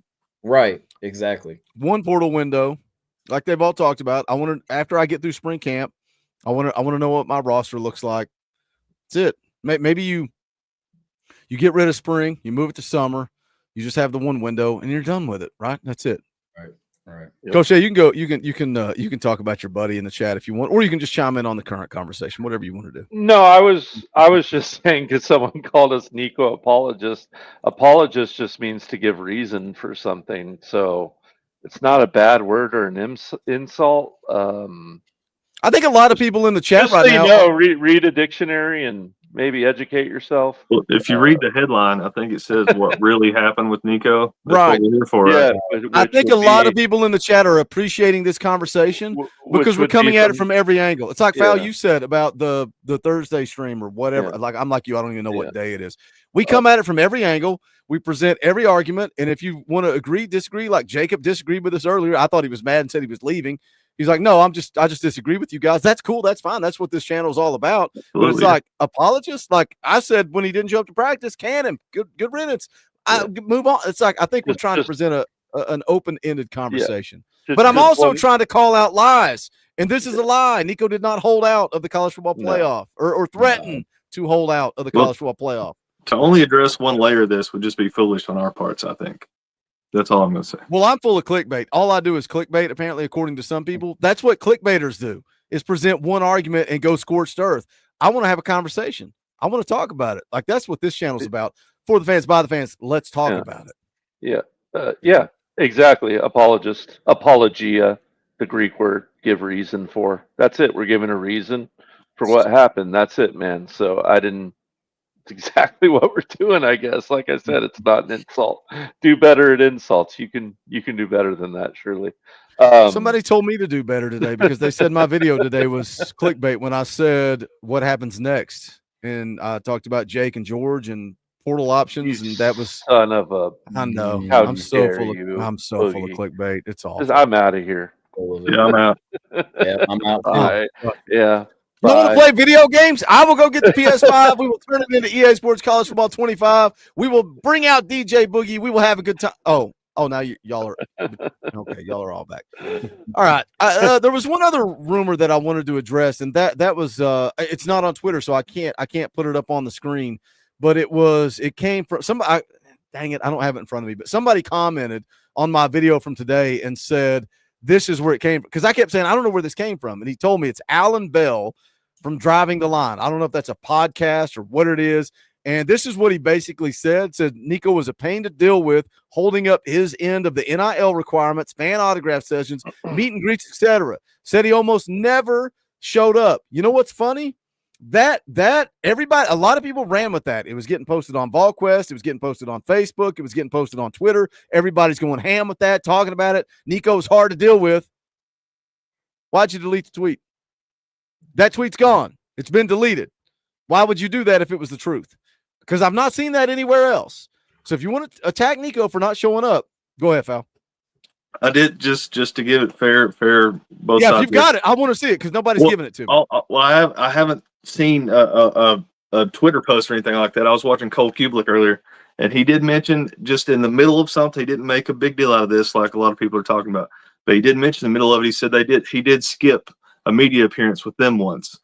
Now, granted, I don't know what news station or TV station Cole was on that day, but he said he did skip it. But he said he don't know if he skipped it because he didn't want to be there, if he skipped it because he had prior engagements, or if he just forgot about it. He didn't know, but he said as far as that narrative goes, he did have personal experience once where he did just leave them high and dry on a meeting. Now, take it for what you want. That's just one person, but I don't think Kublik's making up a story on that particular one. So let me counter argue that. Like here's where I would get. Maybe he did. Maybe he said, screw these guys, I'm not doing it. Maybe something came up. Charity stream that we do on this channel every year for Fisher House Foundation. We try to raise a lot of money. Guess who was supposed to be on the channel? Braylon Staley. Guess who didn't show up on the channel? Braylon Staley. Guess who didn't text me? Braylon Staley. His dad did, and he said, hey, Bray's in a meeting. Coach Pope held him over. He's not going to make it. Just wanted you to know. So I'm texting Brian. I'm texting Braylon. We're trying to work it out. And Braylon finally texts me, and he's like, it's late. I'm sorry. And I'm like, hey, you can come on now. You can come on later. He's like, I'll catch up with you next time, Boogie. Does that mean Braylon Staley is a terrible person and a cancer and he's or does it mean Braylon Staley's a college kid that got held in a meeting by his coach and showed up? And this is not me making excuses. It's just me saying that's one example, right? Right. He by no means buried him. That was not the point. I'm just saying, like, something as simple as that probably did happen. Somebody else could spin an entire narrative like this Twitter post that we're talking about. Absolutely. So I'm just saying, like, not burying the kid at all here, and neither was Cole, I don't believe, but I didn't take it that way at least. But I'm just saying something as small as that, you put that, if he'd put that out on a Twitter post and put no context with it, you could absolutely spin this narrative. So I'm just saying it could be something as simple as you miss a meeting. And I could have done the same thing with Braylon Staley. Braylon Staley no-showed a charity stream, make a big old video and tarnish his name. You know what I mean? It's like, and I don't think Cole Cuban. I do appreciate you bringing it up though, because I'm looking for examples. Because if it's true, guess what? I want to bring it on here and talk about it and talk about all these examples where he missed. That's the first one that I've seen. In the same video, he bragged on him as far as his play and all that kind of thing. So by no means am I saying he was burying him. I'm just bringing up there is the possibility little things like that can come up. Sure. And if they happened 5, 6, 7, 8, 10 times, then sure, now we got something we can cook with. Versus that's the only one. That's the only one that I've heard. Let me get a couple more super chats here. J-Ball for 2. I'll take $2 million to hand the ball. I love y'all. Matthew Watson for 2. How much would G-Mac make if he did 7 versus 7 in pajamas? Maybe 2.3 million. Rocky Top Tom for 5. Incredibly late door. All this could have been avoided if collegiate athletes were still subject to, I can't remember the word, amateurism. Tom, I was laughing at Tom today when y'all were talking about the portal, and Tom's like, you know what? I don't like paying players, but I dropped the bag on this guy. I'm like, Tom, I wanted to comment. I just let it go. It works both ways. We can't hate paying players when they leave and love paying players when they come here. Like, you can't do that, Tom. But I had a good laugh. Let's move on. Let's talk about the impact, right? We talked about the rumors. We talked about initial reactions. I don't know if what do y'all want to stop? You want to start with Heupel, or do you want to start with the player reaction? Because a lot of talk is let's start with the players. I think because there's a players. That's the disruption side of it. Go ahead. Well, let's say this. Let's say this before we get to the Miles Kitselman clip. Do y'all think there's ever been a locker room issue with until Friday? No. Anybody? Not that I know of. Not that I know of. So when we talk about locker room cancer and moving on and getting rid of this, never been an issue. The worst I've heard mentioned is he's quiet. I mean, that's literally it. This is ugly enough and sucks enough all on its own without making up bull crap. You know what I mean? Like this, this pig doesn't need any more mud on it. Like, she muddy enough. You know what I mean? Like, we don't got to make it up to make it any uglier, guys. It sucks enough as it is. Well, I think what it is, Coach, is like, because like I was telling Fowl, as we were leaving the orange and white game, it's like, what do you think Hendo Cinco thinks about Hendon Hooker? Joe Milton, that was right there in that room with him. What are their thoughts about it? Dylan Sampson, his brother, that won an award when we were at the game. What does he think about it? You know what I'm saying? Honestly, I think they think that's his brother, and they're their brother, and they still love him, and they hope the best for him. I think they can love the team, and I think they can want the best for the team and the best for him at the same time. I'm sure they don't love how it played out, but I think they still love both. Which is where this guy's at, right? Yeah, and you have to respect that. You can't. There can be no great disappointment without great love, right? And I am greatly disappointed in Nico, guys. Like, don't get it twisted. But like I said before, I think he's a man and should have stood up to his dad and frankly probably decked him, flat out decked him. Mm-hmm. Yeah, I do. Do I forgive him for not doing it and understand it? Yeah. Doesn't mean I think it was the right thing to do. Let me hit this super chat real quick. Dan Yoder for 10. Merck just may be the guy. I'm not bringing this conversation back up, but dang it, when we were talking about we'll the have 4 all the million, world time in the world to talk about. Talking about the 4 million, right? And whether or not Nico was worth it. And somebody in the chat, several people in the chat said these coaches know what they see on the practice field. How many times did I say that to you guys? Friday night, Saturday morning. It's like ultimately Josh Heupel knows, and ultimately Josh Heupel had to make the decision. So he knows whether or not Merck is the guy. And maybe, just maybe, that's why he made this decision. Or maybe he took a stand for his team. I don't know. We have to trust hype. Yeah, I trusted him. I trusted him when Milton was the quarterback, and I wanted Nico, and I'm going to trust him to have made the right decision here. That's all we can do. Like, if you believe in your coach, you trust him. On Friday's stream, you can go back and clip it, quote me, whatever. You go back to Friday's stream, I said, if Hop wants to pay him, pay him. If Hop says he's not worth it, he's not worth it. Trust his evaluation and leave it there. You have to. Kevin for 10 says George better be the dude after that commitment video he had made. Lol, GBO. Shout out, Kevin. Man, there was a great voiceover. I don't know if y'all remember. It was just epic. Felt like it came from the heart, and it was the hometown hero. I don't know who said that or where it came from, but dang it. Go watch that. See if you recognize that voice. I thought you should probably pay that guy. That guy needs $4 million from somebody. Let's go. All right, let's take a look at the let's go with the Miles Kitselman video. All right, this is after the orange and white game when they're talking about the Nico situation. Hey, Boogie. Yo. Just someone made a really interesting comment in the chat. Like, what would happen if Nico did go to Syracuse? We would beat their brains in. But what? what if the alternate happened? I don't think it would. Let me be clear. But let me tell you something. As soon as that happened, I think everybody Syracuse with Kyle McCord. So but everybody would be saying, I'm just screwed up. I'm just saying, what if? That's all, because it's fun to talk about. You keep trolling the chat saying, if this happens, y'all going to want the whole coaching staff fired, because that's the reality. If Nico goes to Syracuse and Syracuse beats Tennessee, everybody in the chat's going to want to fire Josh Heupel for making the wrong evaluation. That's what's going to happen. But the coaches didn't run him off based on his performance or based on his potential. They ran him off because he missed practice. So I don't think it has anything to do with what team he's on and how well he performs. If that was the case, Hop wouldn't have brought him here in the beginning. Right, let's play this clip from Miles Kitselman. I actually got two clips. I'll play them back to back. You take a step in your leadership development.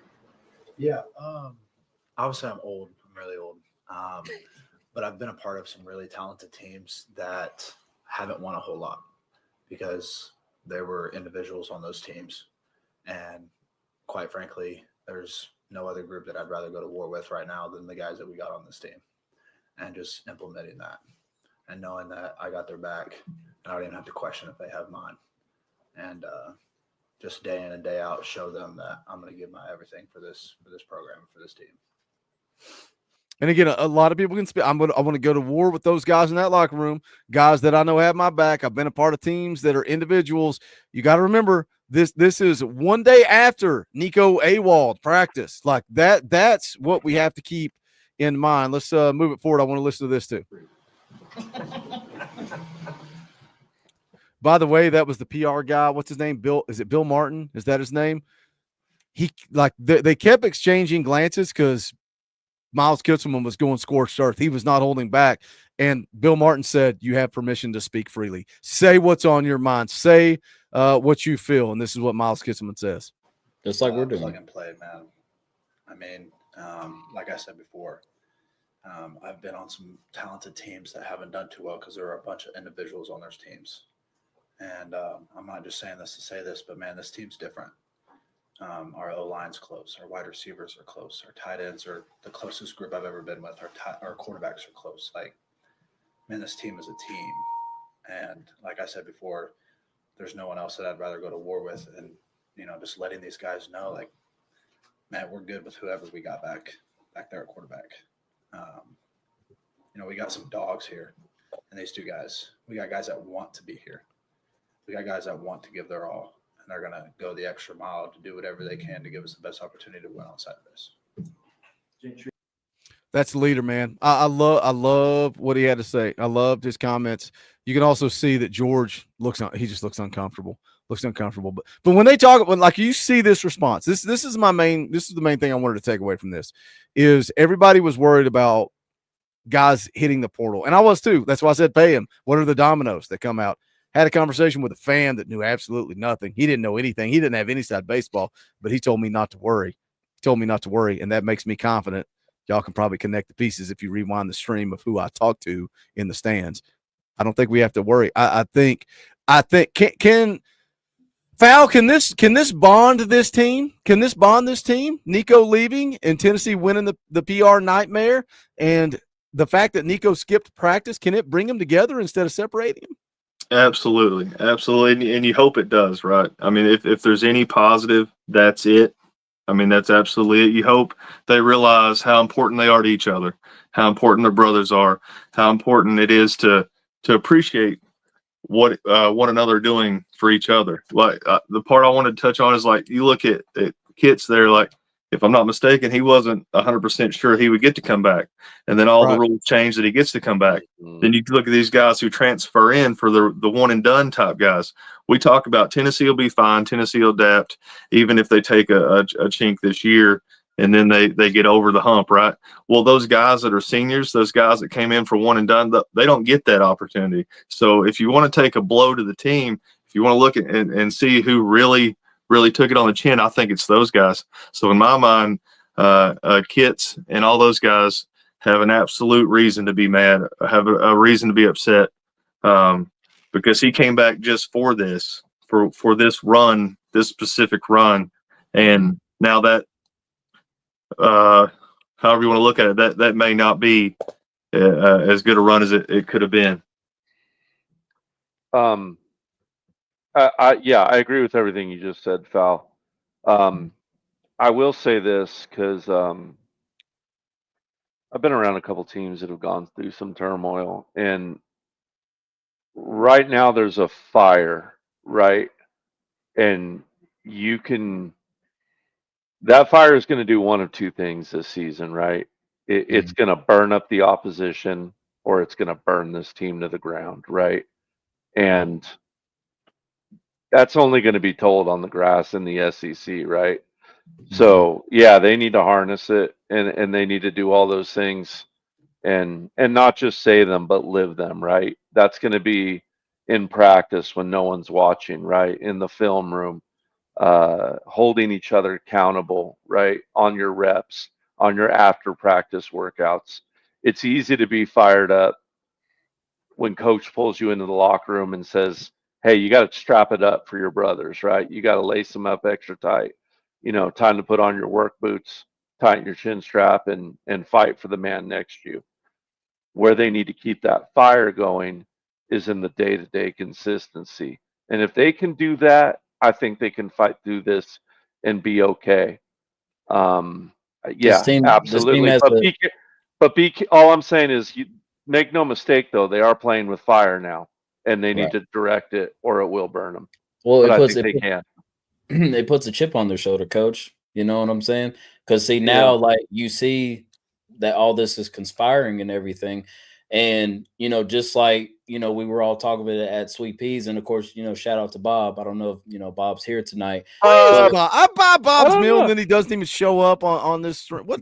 Bob texted me today, and he had a full-blown conspiracy. I guess I'll give you the minute mark. BVD commented on a VolQuest video at some minute mark, and Bob is freaked out about it, Boogie. So there's that.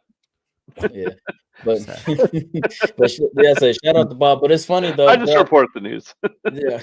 But the reason why I brought that up was because remember, so Boog, we were all sitting there, you know, eating lunch and everything. But Bob, you know, he did bring up this one point, right? And like I said, you can bring up the schedule after when I say this, but like, you know, Bob was sitting there just saying, it's like, listen, like I know it looks bad, I know it looks ugly, but what if, you know, Jake is the starting quarterback, you know, it's his team, he's the captain. And, you know, and we got Georgia in week 3, right? So what if this team rallies and they go out and they beat Georgia? I'll be the happiest. Then let's roll. We'll all smoke a stogie together and I'll be the happiest man on earth. And But hold on, now let's stop drinking beer at Sweet Peas. Let's stop eating those delicious loaded fries with barbecue and like it was good. Let me tell you something that destroyed me. I had a hard night. You looked like you was struggling when you was eating, and you was sitting there. You was like, I hadn't had carbs in 3 weeks until Sweet Peas. Hey, I was gonna ask you. I was like, hey, I was like, you gonna finish that? What happens in Knoxville stays in Knoxville. But here's the deal. Now let's stop talking with rah and all that nonsense. Let's say Jake Merklinger's the starter, because for me, when I looked at the schedule, my whole narrative the entire offseason is you got to do something you've not done. You got to either beat Georgia or go on the road and beat Alabama, go on the road and beat Florida.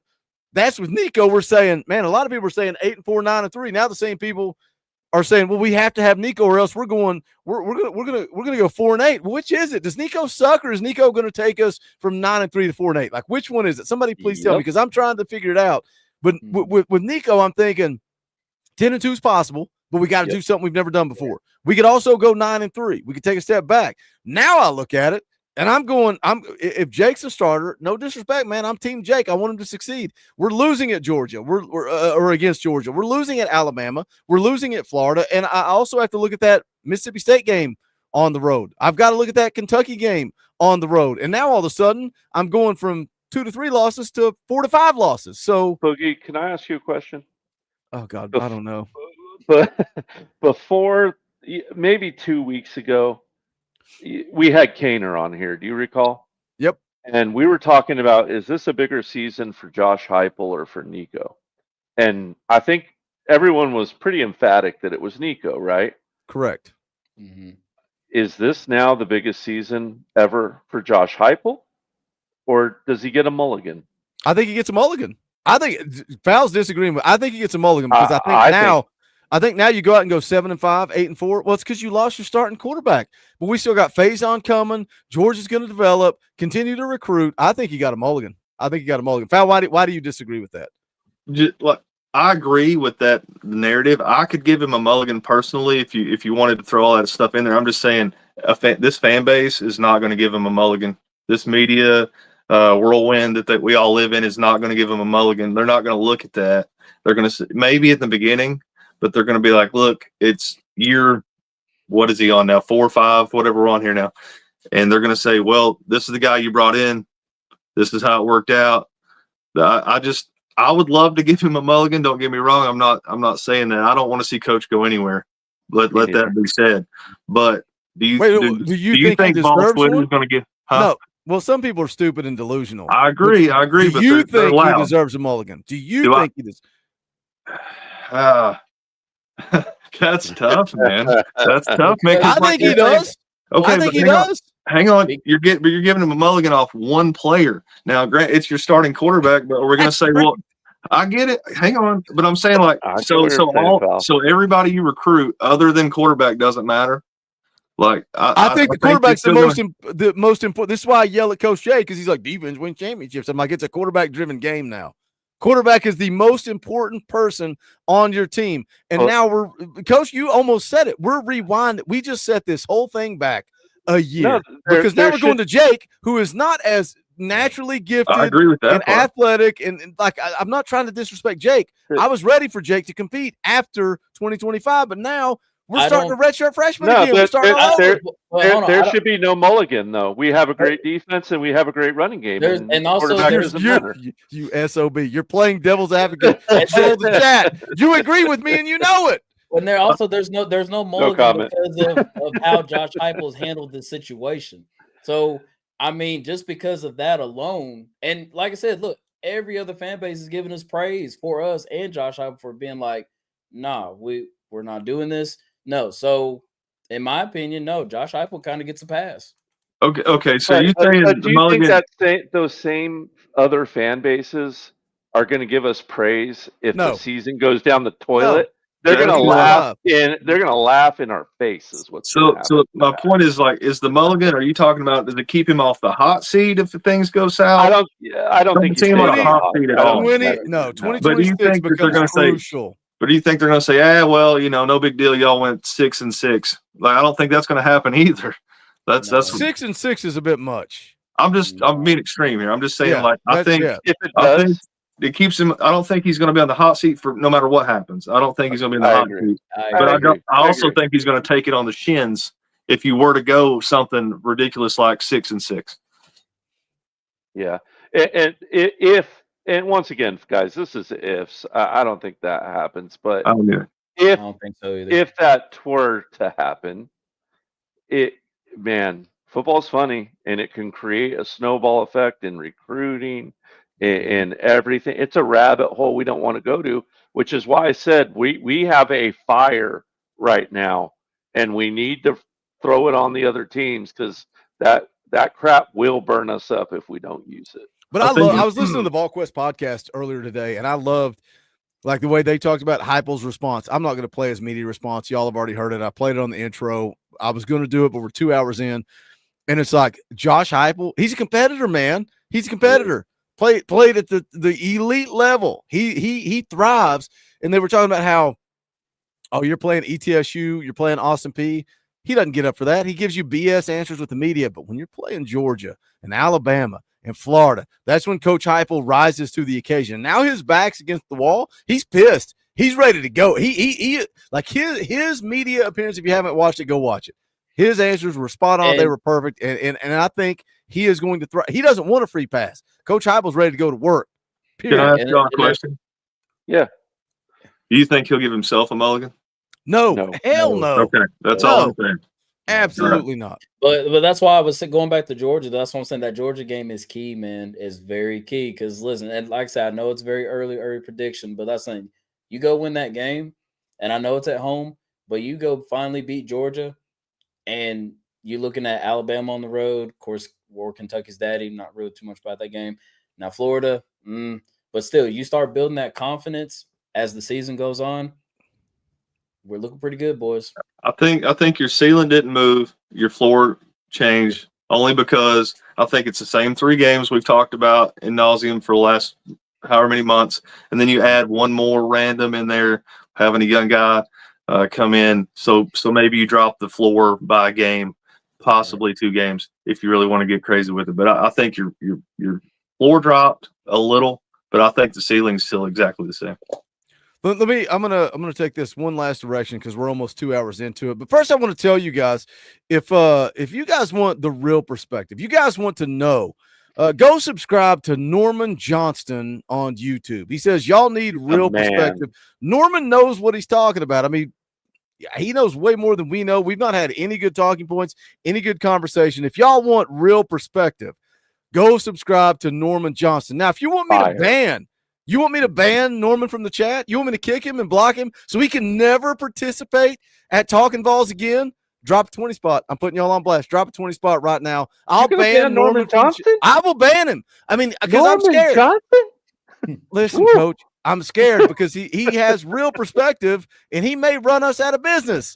So if I ban him, he won't be able to come into the chat and tell people that he's got the real perspective. So if somebody drops a 20 spot while I'm doing this next little plug here, I'll ban him. Tyler says, don't ban. Don't ban. He says, I'm just a college football fan calling it like I see it. You know what he is, guys?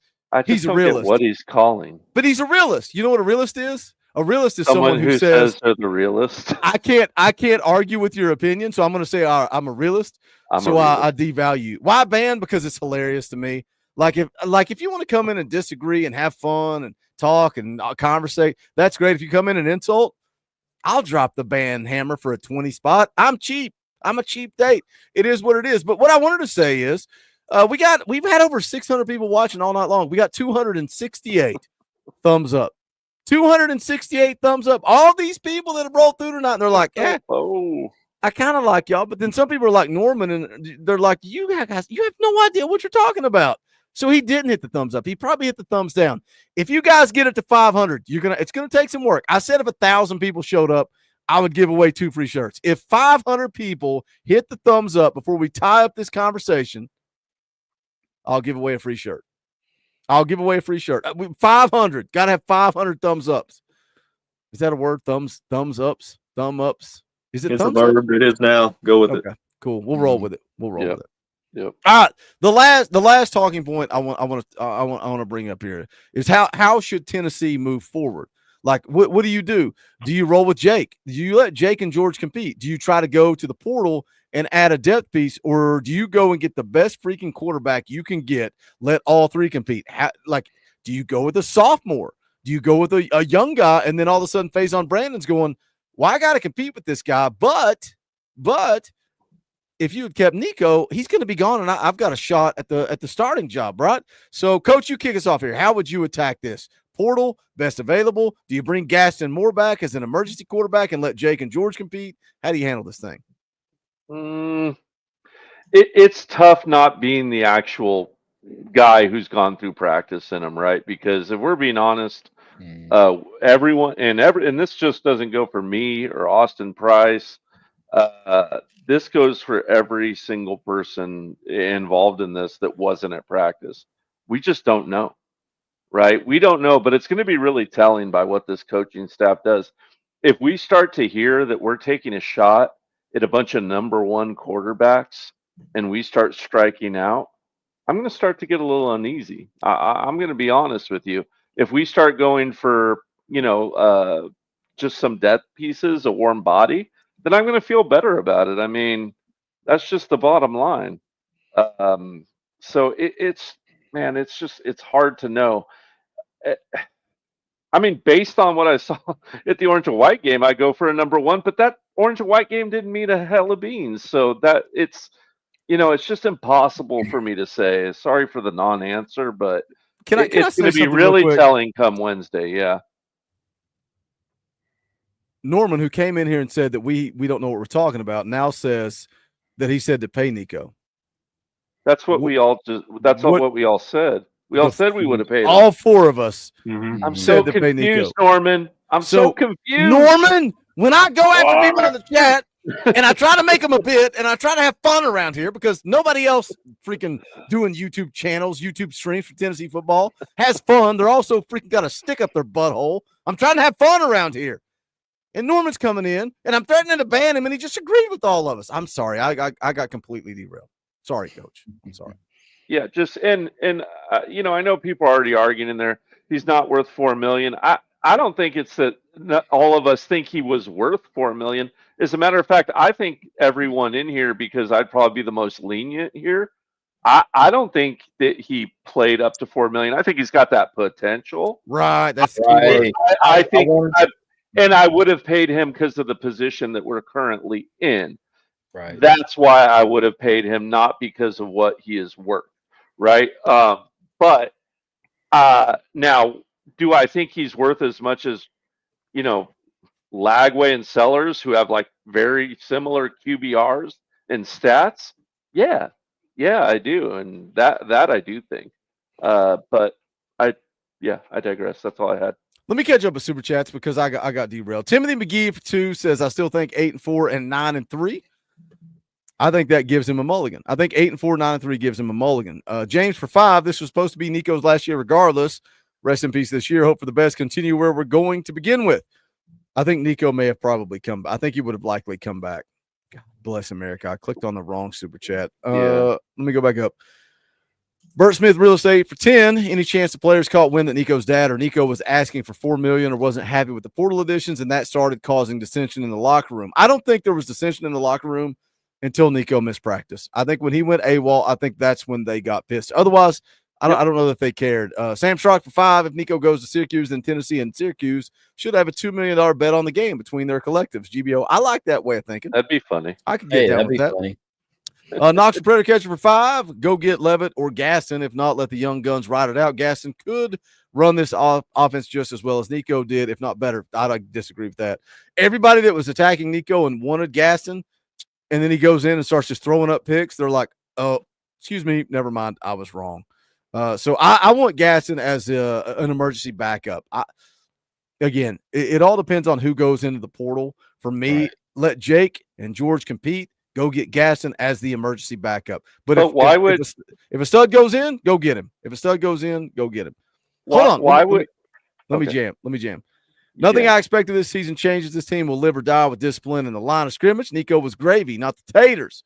Nugs for 5. Vegas had us over under 9.5 with Nico, 8.5 without. Vegas didn't build those fancy hotels by being wrong a lot. I agree with that. It's like, again, Georgia, Florida, Bama. Now that shifted a little bit.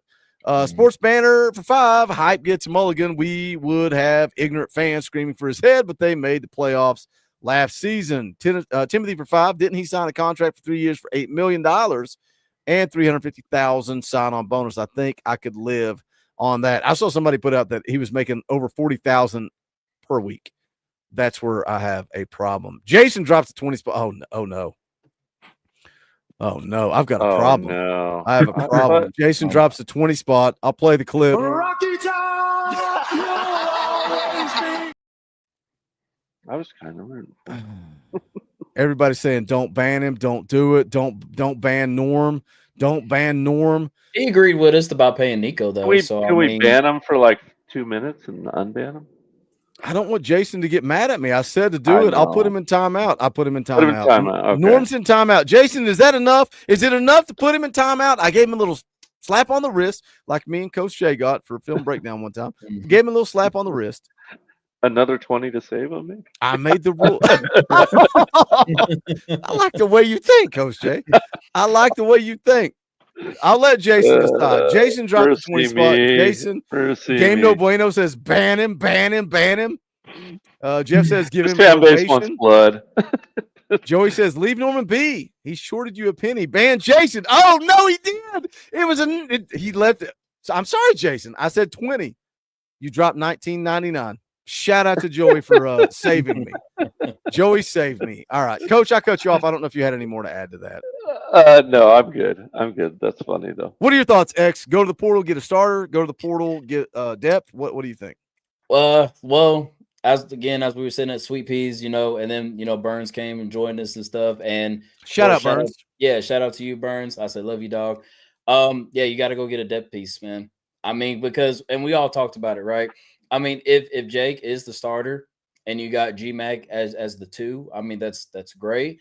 But you got to think about injuries, right? Like football is a violent sport. And I mean, let's say if G-Mac goes down or Jake goes down, then you got G-Mac rolling in like as a true freshman.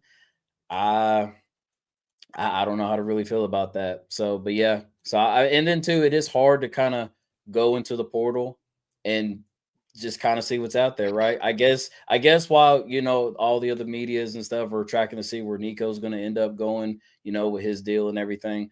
I guess Wednesday is the opportunity for us too. Like, I mean, who are we gonna who enters the portal and who are we gonna get, right? So it just kind of really based off that. But I'm all aboard of just you definitely need a depth piece going into the season for sure.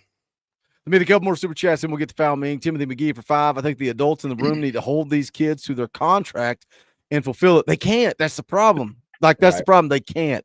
That's the whole problem with all of this. Rhett Taylor for 5. So if we do go after a starter, I think Avery Johnson from Kansas State would be the best fit. What about y'all? He's not in the portal yet. Like the next foul meeting said it. I told him, I was like, I'm switching the streams. We're going live tonight at 7. By the way, EA Sports College Football 25, we're going to do that tomorrow. That's going to be Wednesday night, 6:30 p.m. Eastern time. And he's like, what are you going to do when stuff pops off in the portal?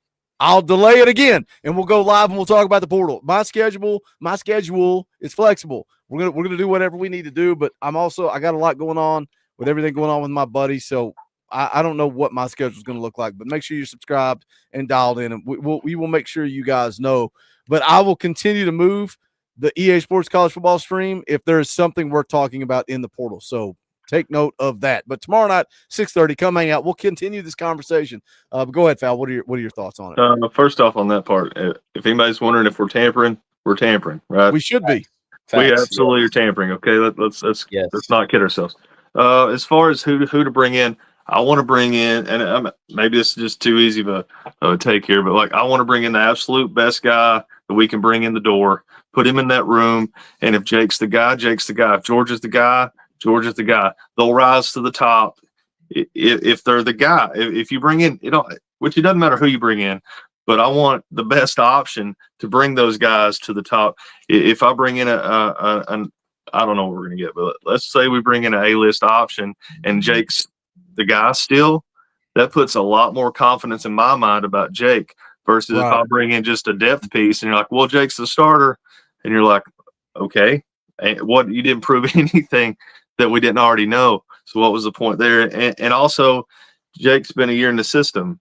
So if you can't beat out a guy we bring in after a year head start in the system, then maybe he needs an extra year. And that's not a knock. I'm just saying this is a surefire way to find out. So if you're asking, who do I want to bring in? I want to bring in the absolute best talent available. And I'm sure we'll get into that later or another stream. And then just real quick, though, but like you were saying, Fowl, like I said, you bring in the best of the best at QB, right? What if that motivates and pushes Jake to be better? Absolutely, yeah. Exactly. And you could argue. Tide rises all boats. Let's just say Jake was better than Nico. Somebody said that in the chat, which I don't believe it. Let's just say that Jake was better than Nico. It's like there's going to be pressure on Josh Heupel to play Nico because of $8 million, right? Versus you bring a guy in the portal, let the chips fall where they may. The guy that's coming in the portal is not getting $8 million. He's not but you do have that $2 million to spend, right? That's something worth looking at too. Like if you get Gas Pipe to come back and be that emergency guy, let Jake and George compete, you got $2 million to spend on other needs on this roster. Yep. Exactly. Throw GP 500 for 6 months, and then for a 6-month little detainer here, and spend $2 million on a weapon if you want to. Why would Gas Pipe come back to be the backup when he wouldn't stay to be the backup? As a favor to, in my opinion, as a favor to Heupel and his brothers. If he really thought, 2 reasons, Coach. One, that the family aspect, if they need him, because going into this, it didn't appear to be that was the case. We had 3 on their way up, and 2 would be, hey man, nice little paycheck. Get you and he hit the portal. Couple $100,000 from 6 months. Yeah. And he hit the portal. He hit the portal and didn't go anywhere. Like never got an offer, never went anywhere. So it's like either football's over, or I'm going to come back and do a favor for Hype. And like you said, maybe make a couple of maybe make $100,000. I hadn't really walked through it in my mind, so yeah, I'll take that. Yeah, sold. A couple more super chats here. Timothy McGee for 5. You do away with the portal and make players drop. Another 2. Then the coach and adults in NCAA are cowards. Thank you, Timothy. I appreciate you. Timothy's still on late night talking Vols, by the way. Let me go check the likes. 334. We fell up short, but that's okay. That is okay. I appreciate you guys. Love you guys. I knew this was going to be a fun stream, and I think most of you guys get it. Most of you guys are kind of like, oh, y'all brought up some good points. Maybe it's not all on Nico, but at the same time, I think all of the 4 of us, most of you in the chat, are ready to move on. We're ready for the next era of Tennessee football, and that doesn't include Nico Iamaleava, and that is fine. Tomorrow night, 6:30 p.m. Eastern Time, EA Sports College Football 25. Come on, hang out. We'll continue this conversation. It's a laid-back stream. It's not about super chats. It's not about money. It's about anybody in the chat. I'll look over. I'll see your chat, and we'll talk about it. That's what it's all about. X. We got to get X on here. I always play Coach J, Game 4. Maybe tomorrow night, if we make it to Game 5, I will go head-to-head with the X Factor. Maybe if we make it to Game 6, I will show Foul Ming what happens when we play with even teams. Maybe I will do that. Maybe Coach J's Game 4, X is Game 5, and Foul Ming is Game 6. I don't know, but we're going to have a good time. So be right here tomorrow night. But that is going to do it. Smash the thumbs up on the way out the door. Go check out the merchandise, bonfire.com/store/Talkin VAWLS. If you're not a member, fix that. Hit the join button. We would greatly appreciate it. For Coach, for the X Factor, for Foul Ming, my name is Boogie Bentley. This is the Talkin VAWLS Network. Go Big Orange.